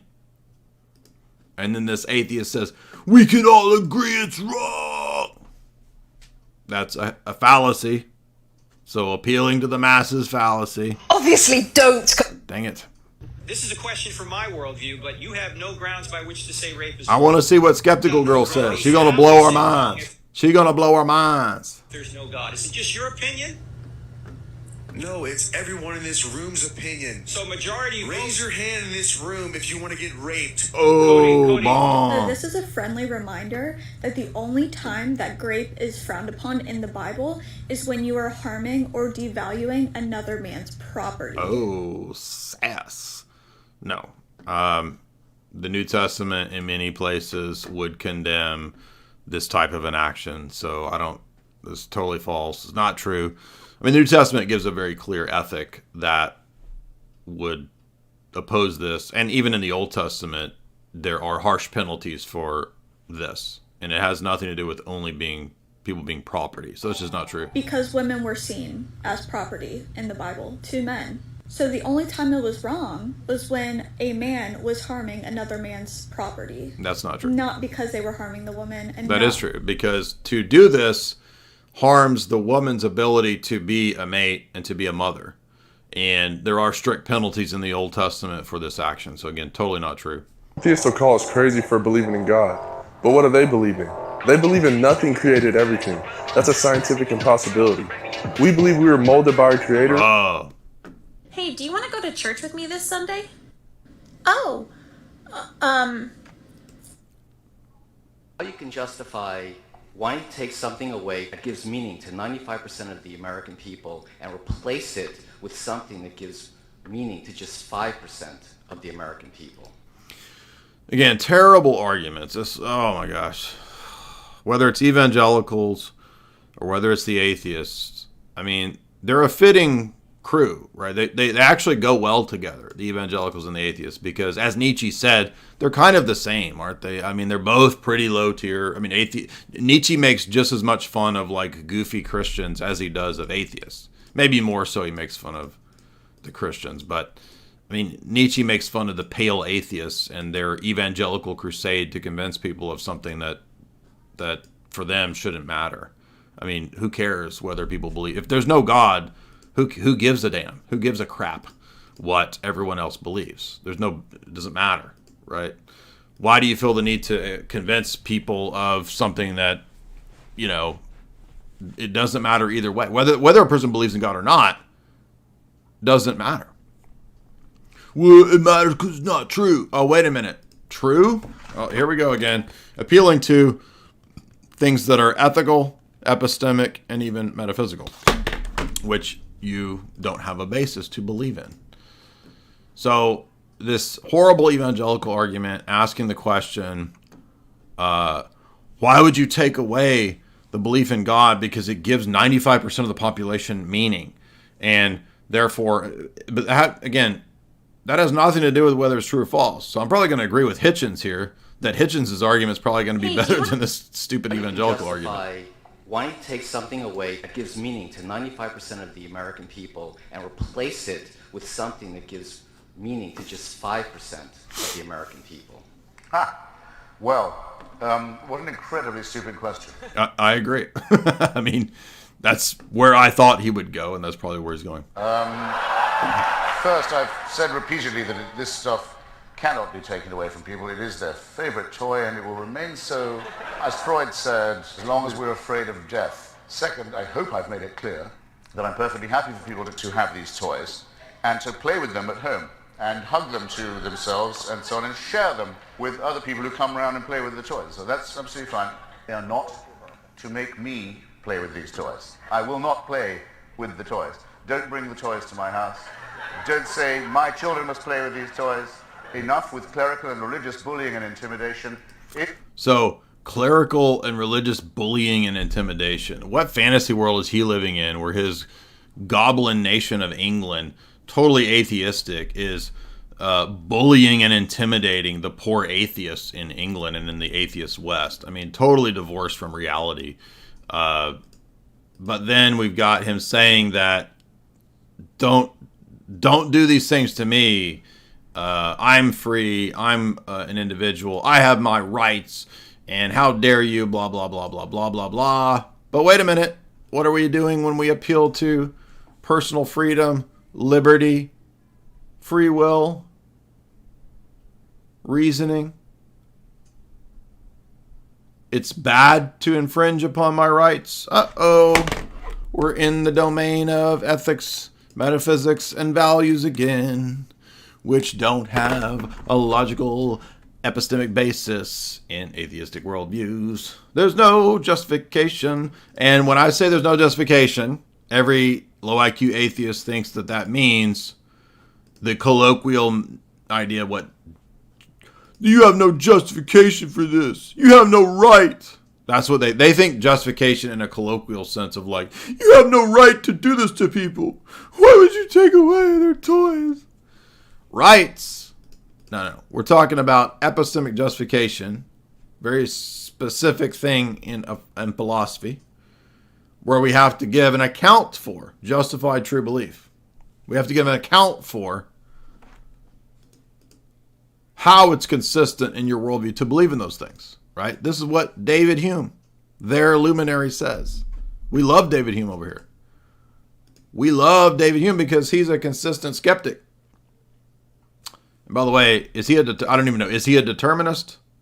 Well, if he's a determinist, then there's no reason why it's wrong for the religious bullies to infringe upon his rights. Because the survival of the fittest, dude. Is that finally clear?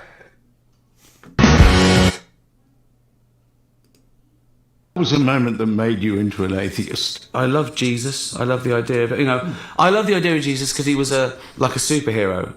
The God bit wasn't so special to me, but I love Jesus because he was kind, and I read the stories in the New Testament about what I thought it was brilliant bloke. That's the way to be. Be like Jesus, And I remember I was doing the Bible studies and stuff, and my brother Bob came in, who was 11 years older than me, so he was about 19, and he just went, Brother Bob, why do you believe in God?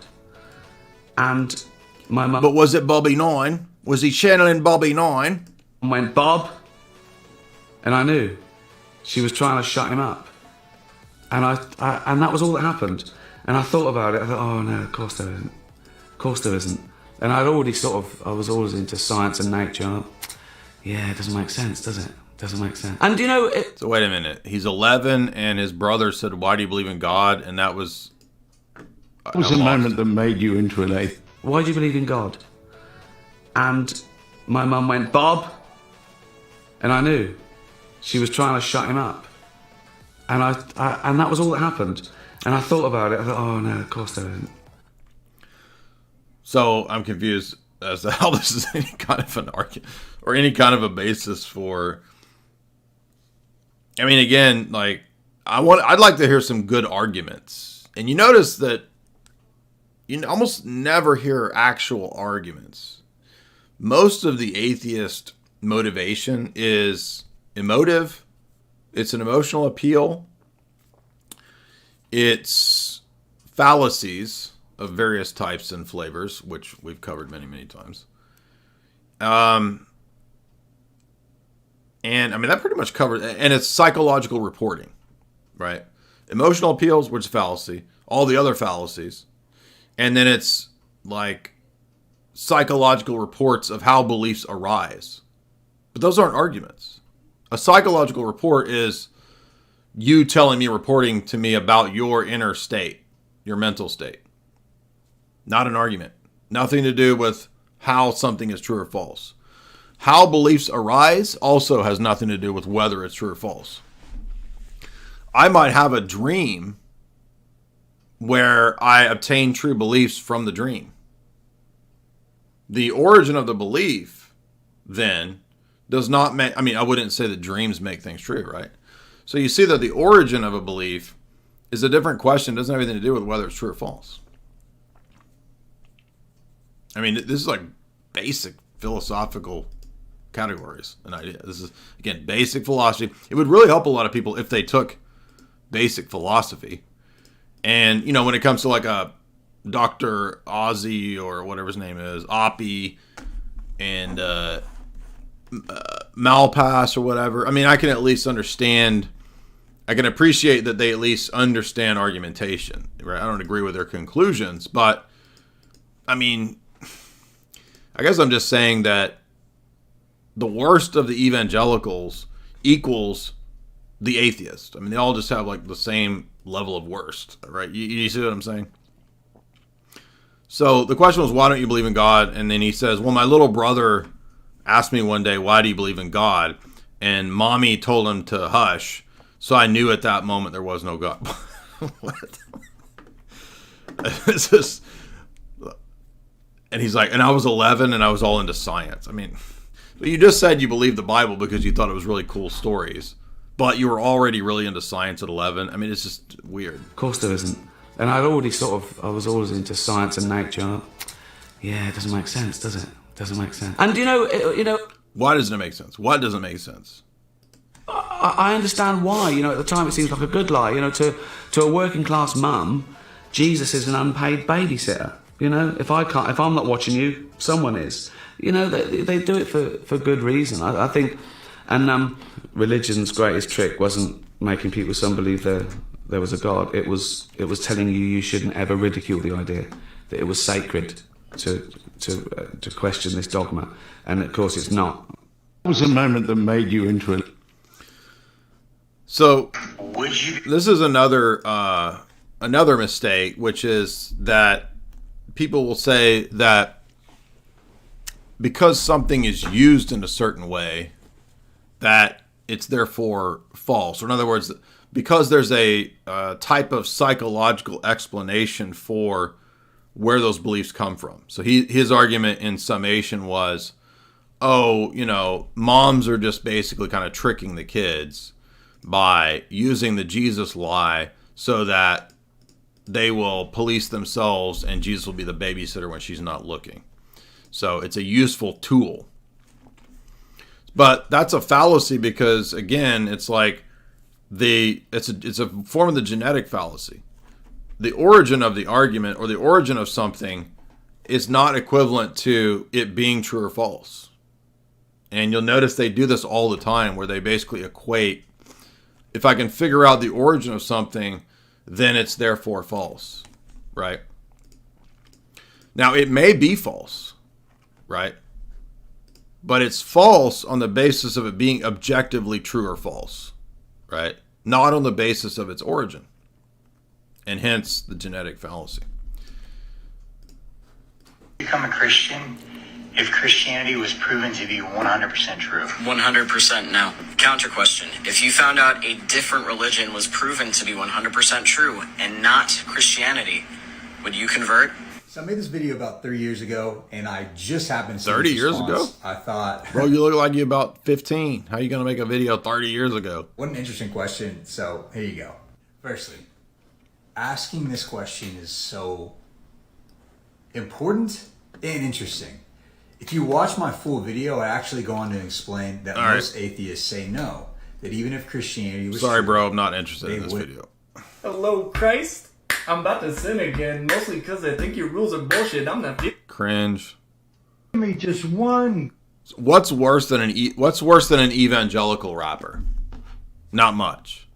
But a beatboxing, chest-beating atheist rapper, I'm going to say that might be a little worse than an evangelical rapper. Oh, Christ. I'm about to sin again, mostly because I think your rules are bullshit. I'm not feeling them. Have you checked up on your people? You Give me just one good. Again, I mean, you know, I was starting to really feel embarrassed for the evangelical world with all the craziness going on in the evangelical world. But now I'm starting to think that, again, they're basically just, I mean, I'm going to argue that evangelicalism is the flip side of atheism. They're basically flip sides of the same coin. That's kind of what Nietzsche was saying. I kind of agree with that. My mind just got blowed, dog. By the way, support the stream if you can. Avoid being a soy atheist man by heading on over to show sponsor chalk.com, where we're not interested in feminizing the boys, right? The boys need to have, the boys are back in town. Boys are back in town. The boys are back in town, and they've all got chalk products in their hand. And they're ready with that pre-workout that's clean. Talking about Chad mode. I'm talking about that Chad mode. I'm talking about that Chad mode. Right here. Head on over to chalk.com right here.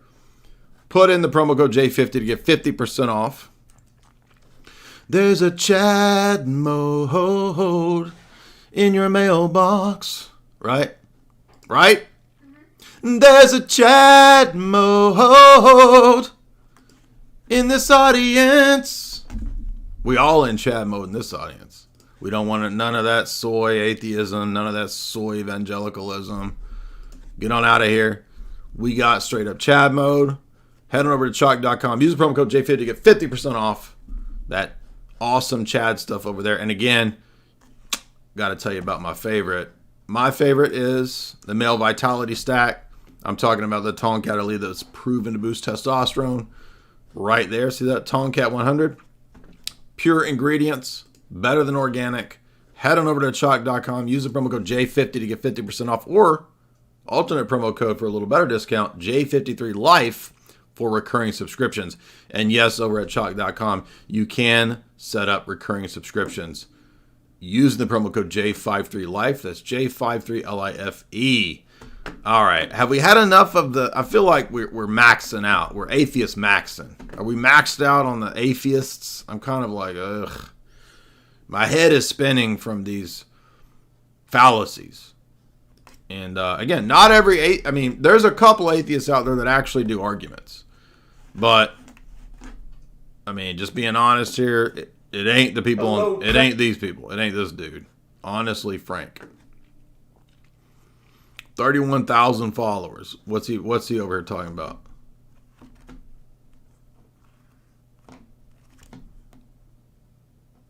My whole account is atheism, and that's okay. We'll see what he's on. No way your whole account is based on this. No way you had to use God to clout chase yet claim he isn't real. Do better, bro. As an atheist, I get comments like these all the time, and they really make me wonder if the people who leave these comments do the same thing to religious people's videos. Like, are they going to a Christian's page and being like, wow, you really based your whole account on Christianity? Or are they going to a Muslim's page and being like, wow, you really based your whole account on Islam? Like, I just wonder if they're fully aware that it's very normal for an account to sort of pick a topic and hone in on it and just talk about that. Boring. Let's see. Does he got any arguments? What are the arguments here?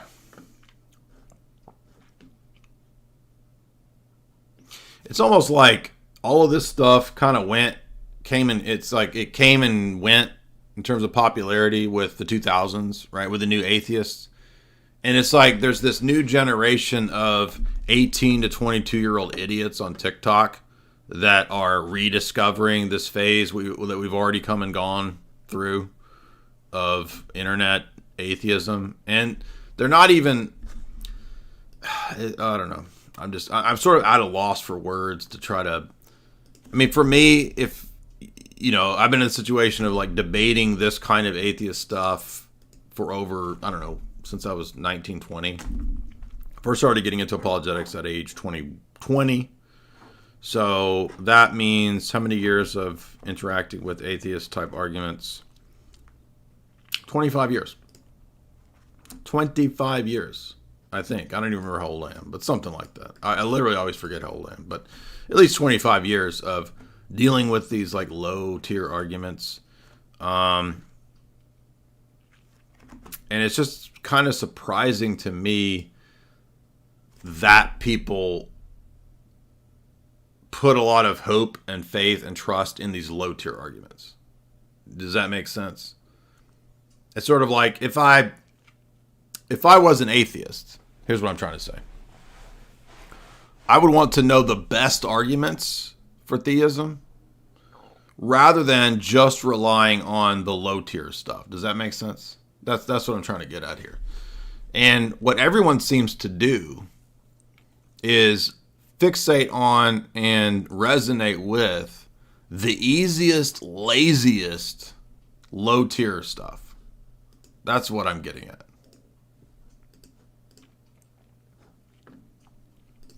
So, not finding much of that convincing. They're going to move on past that.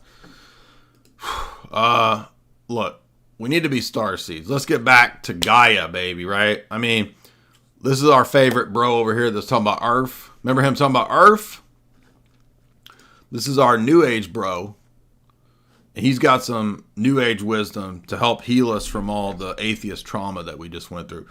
Did you know that you got the family that you grew up in as a fake family? They're imposters, bro. Your brother, you thought that was your brother? That's an imposter, dude. The whole time you got duped. Your brother, your sister, your mama is an imposter, bro.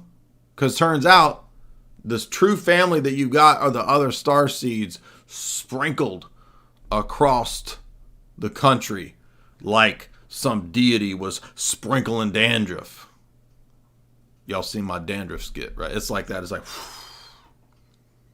dandruff just going everywhere. What if I told you your family is not really your real family? Would you believe me? What the enemy did was they took your real spiritual family and threw them across the whole country. So now we can't find... Damn, my aunt done got thrown across the country, dude. Hold up, are you saying that the aunt that I thought was my aunt is an imposter pod person? Damn, Aunt Sheila's a pod person. But then my real Aunt Sheila got thrown across the country. To where? To Detroit? Who's throwing my aunt to Detroit? Y'all trying to throw my aunt to Detroit? Our real family. Is a reason all religions... Is a reason. What is that? Is a reason, bro? We speak about your tree of life. What do this... Hold up. I was just starting to resonate with the breath of life. Now you're telling me I got to resonate with the tree of life? Damn, bro. Tree of life really mean? If you want to know how the enemy know who are the real stars. How do the enemy know who the real stars is?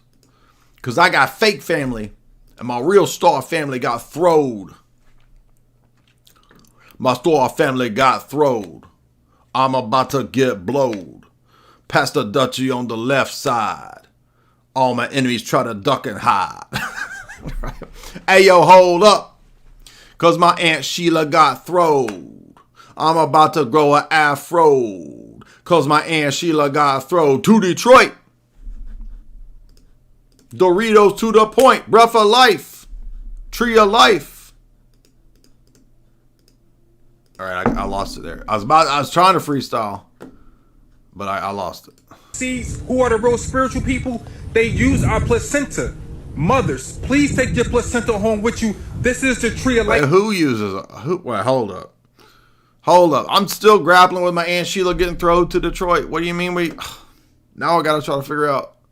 They using up the placentas. Who? Bill Gates? Klaus Schwab? Who using up the placentas? They speak about in all religions. They use the placenta like it's a... All the religions speak about using the placenta? Like... voodoo doll. This is why sometimes... I don't know where to go. Who's worse? Evangelicals? Atheists? Between today's choices, I'm going to have to go with my Gaia brother. Because, I mean, at least this shit's wild. You know what I'm saying? This shit's wild. Atheism sounds pretty dead end and boring. I mean, this is like an adventure, dude. I'm on a 1 minute, 20 second metaphysical adventure. I feel like I'm reading a freaking choose your own adventure and I'm not in control. We struggle in life because of this right here. This is why karma is so real, because we are dealing with family members that's really strangers. I knew it, dude. That time my brother was trying to tattle on me. Now that makes perfect sense. John, when you was trying to tell on me, see, when I was a kid, my brother tried to tattle on me, get me in trouble. Now I know what's going on. That's my fake brother, dude. So my real brother got throwed. Where you get thrown to? Oregon? He get thrown up to Oregon? I gotta find him out. Starseed brother, where you at? Pod person brother, get out. Fade to the background. I want to resonate with my true brother, my starseed brother. Not our soul family. This is why you gotta detach from everyone you don't get along with. I gotta detach. Vibrations and energy never lie. They fear one day we will become this. True. And connect with. They fear when I will become that. A dude floating in space with a bunch of light brights blinking on my kundalinis. They fear that I will become the space kundalini, right? That's what they fear. They fear me becoming that kundalini master, the ascended space master, with a vortex coming out of my jibby jabbies. Our higher self and every higher being in the universe. This is what they really fear. True that. We are the roots to nature. Oh, this is why they all. We are the roots to nature. Always try to attack our root chakra because it could. Now it makes sense. Connects us to our higher realms. So hold on, is it my kundalini chakra, or is it my crown chakra? Which one? I don't get. Which one is it, man? Next time you can't get along with your so-called real family, overstand. That's because they're the pod people. Oh, pod people, baby. Not everyone gets me, and that's okay. My star family knows me. I don't get you. That's because your family got throwed. Pass the Dutchie on the left hand side. What if I told you? Pass the Dutchie. I like this dude. This dude, wow. This dude got 130,000 followers. This dude, wow. This is my favorite new age TikToker right here. Organic like us. So if y'all want to get some, about to set up a healing appointment. I'm going to set up a healing appointment. Can I get throwed? How do I want to do my healing appointment. I'm going to say, hey, dude, could I get thrown to Detroit? I mean, does it have to be a fake family? What if I don't like my environment? I feel like I'm in a fake environment. A lot of fake people around me. I want to get thrown to Hawaii. Nah, they getting burnt up there. I don't want to get thrown there. I want to get thrown to Ecuador with down there with Tristan. Could I get thrown or what? I like this dude's wild. I like this dude. This earth is dying and we are going to the new earth, but people are still celebrating like nothing is happening. Oh, why? Damn, this earth. Hold up. Is this a round earth or this flat earth? Or this fat earth? PHAT earth. Which one is it? Who knows? You decide. As this, 85% of the people on this planet are not real. If you are what? Oh shit! That's because of the people getting throwed. Hold up, is my aunt real? Hold up, are you real? If 85% of people ain't real, then brother, that's a 85% chance you ain't real. How am I supposed to know if I'm listening to a true starseed organic like us? Or are you one of the synthoids? How can I even know? But I still like this dude. He's my favorite. Going through these symptoms, congratulations, you are going into the new earth. Are you going to let me see the symptoms. Because you going to the new earth? You feel helpless? Yes. Going to the new earth. Are you not living up to your potential? Yes. Going to the new earth. You feel like something missing in life? Yes. Going to the new earth. On and on and on. 85% chance, though, that he's also a fake person and not real. My mind's getting blown. What's up? Left hand side. Pass the dutchie on the left hand side. We heard the guru is telling us that earlier tonight. It's getting wild up in here. The governments do not control this planet. Damn. A bunch of aliens control everything we do. I mean, this is what people listen to on TikTok, yo. Tonight is the solar eclipse. So while everyone got their cell phones out, I got something to tell you. It was a time we had 2 suns up in the sky. Nah, son. 2 suns? Nah, son. 3 suns. It's Friday the 13th, really bad check luck. Yourself. October 14th, so you don't have no friends and you don't have no family if you don't understand what is shadow work. Don't understand, you overstand shadow work. Otherwise, you ain't got no friends and no family. These are really exclusivist universal claims. I mean, this is some hardcore dogma from this new age brother right here. I mean, he's not cutting no slack. I mean, he's just like, look, your family, they fake, bro. That's synthoid glitch people. That's matrix people. They're not real. I mean, this is some intense stuff. There will be a lot of people that act like you, talk like you, and look like you, but they're not for you if you oh shit, bro. don't understand what is shadow work in the matrix. I started my spiritual journey in 2010 and I almost lost my mind because I couldn't.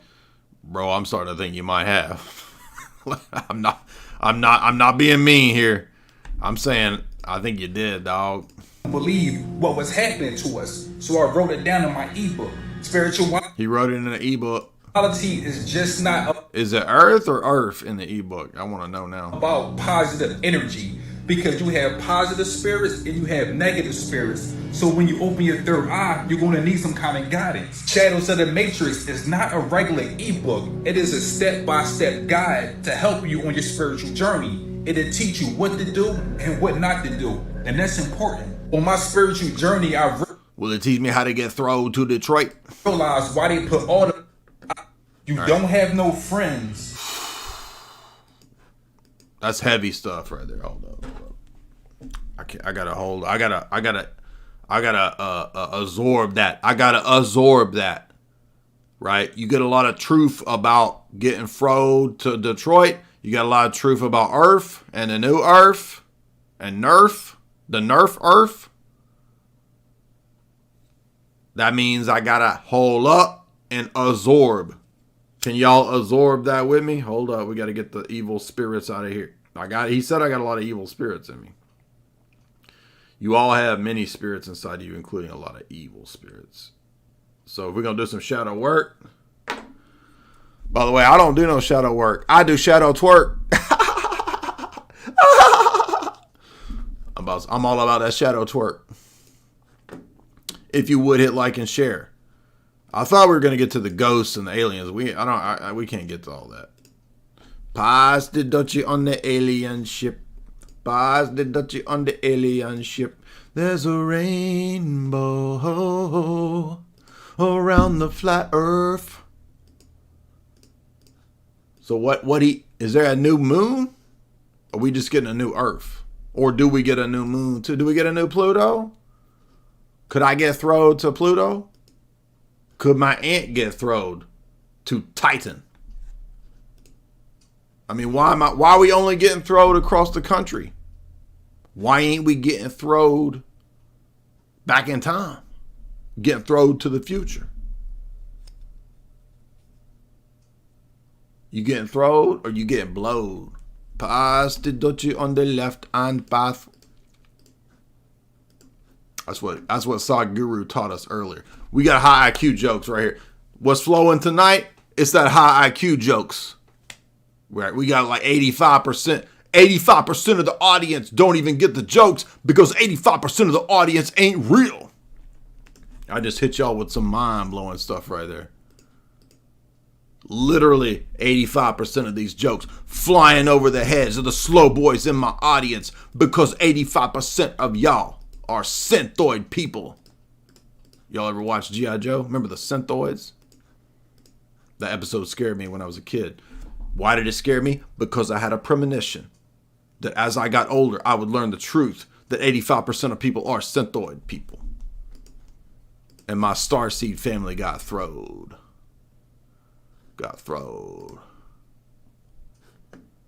Where are the super chatters? I feel like tonight we had just as much fun as all the other chats. Is it the weird timing? Is everybody out partying? It's Saturday, I got a party.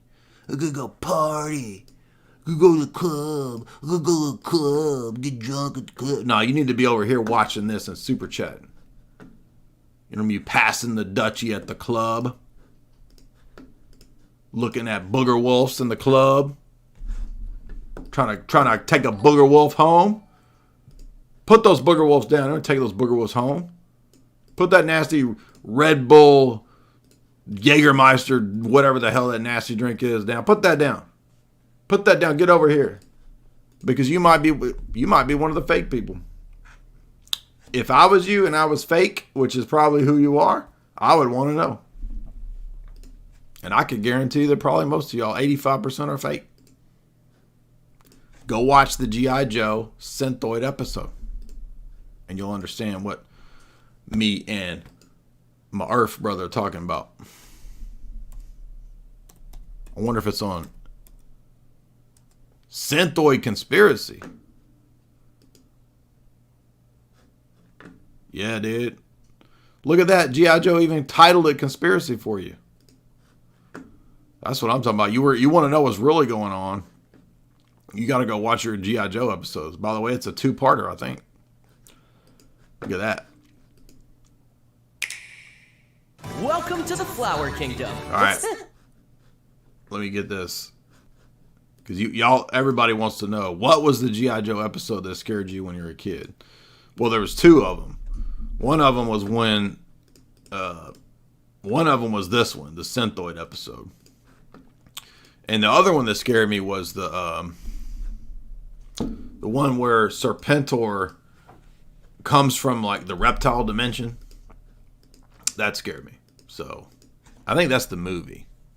Which, if you watch the G.I. Joe movie, it's basically the David Icke worldview. I'm not joking. It's like a lot of y'all don't even know that G.I. Joe is actually packed with legit conspiracy stuff. I am not joking. I've been meaning for years to do a G.I. Joe breakdown. I'm serious. Because the original cartoon was consulted on by the Pentagon dude, the Friedman guy, which we covered in our lectures for many years. And if you go watch the old G.I. Joe episodes, you'll notice, hey, wait a minute, there's episodes about weather engineering. There's episodes about MK Ultra, literally. And on and on and on. It's pretty wild. And it's actually a neglected element of predictive programming that we've not actually talked about a lot because, I mean, not that many people care, or that people are not going to go watch. I mean, 17,000 people have watched the Synthoid conspiracy episode. So, there it is, by the way. There is that. So, I think my brother over here, my Gaia brother probably was watching, you know, he was probably passing the Dutchie watching that G.I. Joe Synthoid episode. Mr. Anderson. $3 says, from this stream earlier today, the Calvinist fellow asked if people could hypothetically choose the good and thus be perfect. Wouldn't Enoch or Elijah be examples of those who were good and didn't experience human death? But Enoch and Elijah are still sons of Adam. And so they still will experience death. And I think that's why in the apocalypse, it's said that Enoch and Elijah will come back and be martyred. So that's what I think is going on there. Spirit Sum of $5. What is it with weirdos that say universe instead of God? I do think that that's interesting to think about because a lot of worldviews that don't believe in a personal God or something like that, they still want to utilize concepts that only a personal, intentional being could do, right? Like give the universe telos, meaning, purpose, order. But they don't want to admit that it would be a personal God. And the reason for that, I think, is that there would be implications to that. If the creator and purposer of the universe is personal and not just an abstract force, then I might have to do certain things. I might have to live a certain way. You see, that's what I think is the root of it. So it allows them to be able to say things as if this force is like God, but not personal and not anything that I'm accountable to. Solipsis Zoomer, $425. Thank you so much. Appreciate that super chat there. Johnny Appleseed, $5. Here is for my 25 blessing return. You will have 25 Rolls Royce in return. Osho has guaranteed 25 Rolls Royce. So that $5, that's going to become via the law of blab it, grab it, name it, claim it, blab it, grab it. 25 Rolls Royces for Johnny Appleseed. I'm just kidding. You're not actually going to get 25 Rolls Royces. I'm sorry to let you down. Andreas, $5. Good stream. Thank you so much. Larry Luciano. Bro, that's a dang mobster name if I ever heard one. I got to pull out my mafia books. I got to start looking to see if I'm talking to somebody who's a member of the family. Larry Luciano. Are you related to Lucky? Larry Luciano. Listen, I want you to take my super chat, not as a gesture of need, but as a gesture of friendship. Perhaps one day, and that day may never come, I will ask you for this favor in return. Ronnie, thank you for subscribing. Rare female viewer. You are a rare female viewer. Actually, it's weird. It seems like we don't get hardly any, but we got like more mods that are women, like Slow Boy, right? Then we have actual women viewers. I don't know, but here's a rare female viewer, $3. I like that name. Lamaze is used to focus breathing for a mother so that she doesn't feel pain in the meds. I know what Lamaze is, but I was making a joke. But thank you for instructing me on Lamaze classes. And my boy Lamaze Hussein, number 23 for the Lakers, he's happy as well that you gave a plug to his breath workshop. Are you saying that breath work is of the devil? Yes. Clearly, I was saying breath work is of the devil. Discord, $5. This is anti-homework money. Thank you, Jay. That's what I'm talking about. Skip your homework. Because guess what? Tomorrow, you could get thrown to Detroit. And if you get thrown to Detroit, nobody's going to be checking to see if you did your homework. Thanks, 369. Did Adam and Eve go to heck? They went to Hades, and then in the Orthodox view, the harrowing of Hades brought Adam and Eve out of Hades. Is Satan the ruler of this world? Satan is allowed to, for a time, be the ruler of the world system. But that does not mean that it's like a Manichaean dualism of like God is limited by the power of Satan and he's equal to God ruling this world. No, that's Gnostic. So Satan is allowed to be the ruler of the world system, not the physical world. When Jesus ascended, he sat on the throne on high and was given all authority, power, and dominion. So Jesus is the ruler of this world. Lonely one, $1. The world system is the Satan's kingdom in opposition. It's a spiritual kingdom in opposition to Christ's kingdom. Lonely one, $1.99. Can you recommend a good Orthodox church in Philly, Delaware? Sorry, man, I don't know. Just look up online Rokor, Serbian, Antiochian parishes around you. I've never been to Philadelphia or Delaware or New Jersey. I don't know anything about it. Nostra Dumbass, $50. Thank you. Nostra Dumbass wins the super chat competition tonight with that big fat super chat. Thank you so much. Guys, remember too, you can go to Jay's Analysis and subscribe and get access to all of the lectures, all the part 2s that we've done. I mean, we're getting up to like 8, 9. I mean, we're coming close to, in a couple years, probably a decade of the archives. That's pretty wild. A decade of archives. So all the great classics are over there. Tragedy and Hope, the Plato lectures. That's the classics. But you got a lot of new lectures as well over the years. So make use of that. If you don't like the format of the website, that's fine. You can also subscribe on Rockfin, a more kind of updated, kind of focused on more recent stuff. And, one thing about Rockfin is it's a little difficult to find the older archives of stuff on Rockfin. But there's a lot of advantages. Rockfin has our sister podcast over there, Grand Theft World. So be sure to go over to Rockfin and subscribe to Grand Theft World and me over at Rockfin. Crybaby, $3. Where do you think the music industry would be if Little Peep were still here?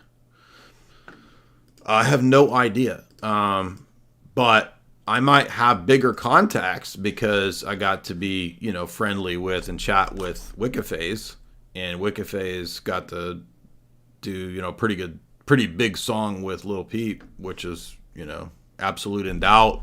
So maybe I could have been hanging out with the big white goth rapper boys. I don't know. Goth boy, click. Movie Man, $5. Jay, I would be willing to make a letterbox for your fans to watch and see your thoughts of movies.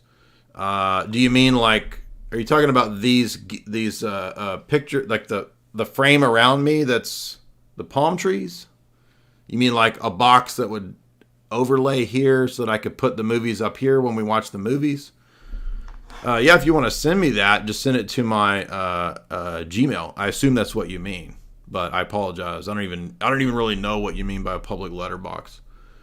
If it sounds dumb, there are people who get a lot of clout by writing insightful, funny reviews.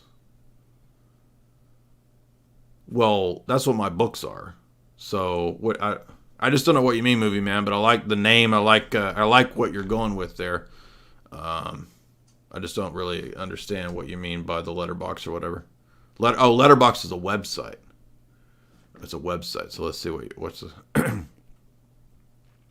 I would be willing to make a letterbox for your fans when you do analysis of movies. I just have to I have to see what letterbox is. I don't even understand what you're saying. Oh, letterboxed. Social film discovery. I mean, I don't know. I guess I'm just confused. Me writing reviews or who writes reviews? You said just by writing reviews. Like if I write reviews of the dumb movies that I cover, okay, that makes sense, I guess, if that's what it is. Track the films that you've watched. Okay, so I see. So when we watch a movie, I put a blurb up. That sounds fun. And yeah, we could actually make some really funny reviews of a lot of these shit movies, because basically every movie is a shit movie now. So this actually sounds like a good idea. I like this idea. We'll check that out. Joseph, $10. I have a Dunning-Kruger epidemic on my hands with all the atheist takes. Someone called Dr. Ouchie, or Dr. Dutchie, or Dr. Douchey. I could be all three of those. I'm Dr. Ouchie, and Dr. Dutchie, and Dr. Douchey. All three in one. Those are triadic properties that I possess in my single hypostatic douchebag state. Anthony, $3.79. I bought the Tavistock book from Coleman. I thought it was a reprint. Well, I mean, it is a reprint, but it's like, I mean, it's not. Of course, it's a reprint. Every new edition is a I don't know what you mean. You mean it's like out of copyright? It says it's copyrighted. But yeah, so it is a reprint. Every new print is a reprint, isn't it? By the way, I also got this other book for our Global Elite series. I got a couple of these old texts on the history of the British Empire that are going to be good. This is Zimmern's book from Oxford, The Third British Empire. And it's kind of about, it looks like it's about the way the British Empire structure worked. So, and a lot of it has to deal with British Empire and the League of Nations. So I'm interested to see what that's all about. Again, that's a mainline academic text, not a conspiracy text. Timmy, $2. Timmy. Tiny Timmy. Take that $2 and go get your bum leg fixed. Presidential pressure, $609, $10. This is the new Earth. President-elect pressure, excuse me. This is the new Earth. That new Earth. That sometimes it do be that new Earth. Steve Miller, $2. Great stream, man. Hey, thumbs up to you. Tinfoil Hat Girl. Shout out to Tinfoil Hat. Classic. Jay's analysis, super chatter. Much love. Are you going to live stream the pilgrimage in Italy? We'll be making content. I don't know how well live streaming will work in Italy. So I don't know anything about Italy. Never been there, so it's going to be an adventure. If live streaming capabilities aren't good enough, like at hotels or whatever, we will pre-record and then I'll upload, later on when I can. So definitely be creating content. This is the kind of job where you can't not do content. So we'll definitely try to have as much material from Italy as possible. And I need to do the Borgias show, because Jamie and I were doing that and we kind of got sidetracked from it. But I finished the first season of Borgias. I took a lot of notes.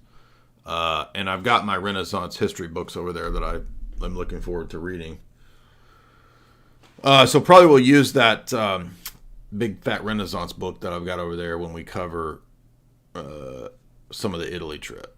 So too lazy even to change without the wheel, $1. Can you do a most common low tier atheist argument video? Yes, I do need to do that. Tag is too advanced for 99% of the people. I know, exactly. That's why I'm trying to think of ways that you can make tag kind of simple. Letterboxd D, $1. Letterboxd D is an app. Yes, exactly. So I do need to get that. Storm the Cat, $10. I heard an Orthodox person say ghosts aren't real, they're demons. Doesn't the Bible say the Witch of Endor summoned a ghost? It does. If you read Seraphim Rose's the Soul After Death, he talks about people hanging around for a few weeks after their death. So I think there is a sense in which we can believe that not every spirit is necessarily a demon. So it can be both. But, Movie Guy, $1. The way that Letterboxd works is that you watch movies and rate them, and then you can write a review or a blurb. Yeah, that would be funny to do that. Then people can like and comment on your reviews. Girls like Dasha from Red Scare and other hip e-celebs get hundreds of likes. Well, yeah, that's definitely what we're going to do. Because, I mean, shit, Jamie and I are always, I mean, we do that all the time. Every time we watch a movie, we basically comment and riff on it. So I would love to actually just use that as my notes. That's a great idea. So the notes that I'll have for the shows will just be my comments that I've written down on this app. So this sounds like a great idea. Thank you so much, Movie Guy. We'll definitely have to utilize Letterboxd. This sounds perfect. So also, guys, remember, if you want to get my books, you can head on over to jaysanalysis.com in the shop and get my books, as well as Jamie's books in the shop. And her books are signed. My books are all signed. We're also going to do 2 different Spooktober shows. 3. So Jamie and I are going to do a Spooktober show. As you know, every year on my channel, we look forward to October. It's Spooktober, where we do a lot of horror movies. We've been so busy with live streams that we've actually just been watching the movies, and we're going to have to like roll them all out in a week. So we're going to do, with Baselit Analyzer, upcoming spooky stream where we cover Get Out, which I've never analyzed. The Menu, which we did do with Psyop Cinema Bros, but we'll go back to that. Another movie about that chick with the psycho boyfriend. Forget what it's called. Flesh or something. Fresh. And then, what's the other one? No, the other movie that we're doing, BLA. Yeah, I already got it. Yeah, I already said it. Oh, The Invitation, the cult movie, which we covered in our top 10 cult movies. But it's going to be fun to have a couple of those that we haven't done with BLA to get BLA's insights. So our buddy Baselit Analyzer, be sure and follow him. Be sure and follow Jay's Analysis. Be sure and follow Jamie over at Jamie Hanshaw channel. And that is going to get some new podcasts pretty soon. Jamie's going to be uploading and doing some new stuff. If you're not aware, be sure and follow her. She's also our sister podcaster. Brother, son, sister podcaster. She's also our spouse, correct? Richard Grove is not our spouse. We're not a throuple. Let's see. Jamie is over here. Be sure and follow her podcast and her channel. I'll put it in the show description. She's going to do this right here. So there's her channel.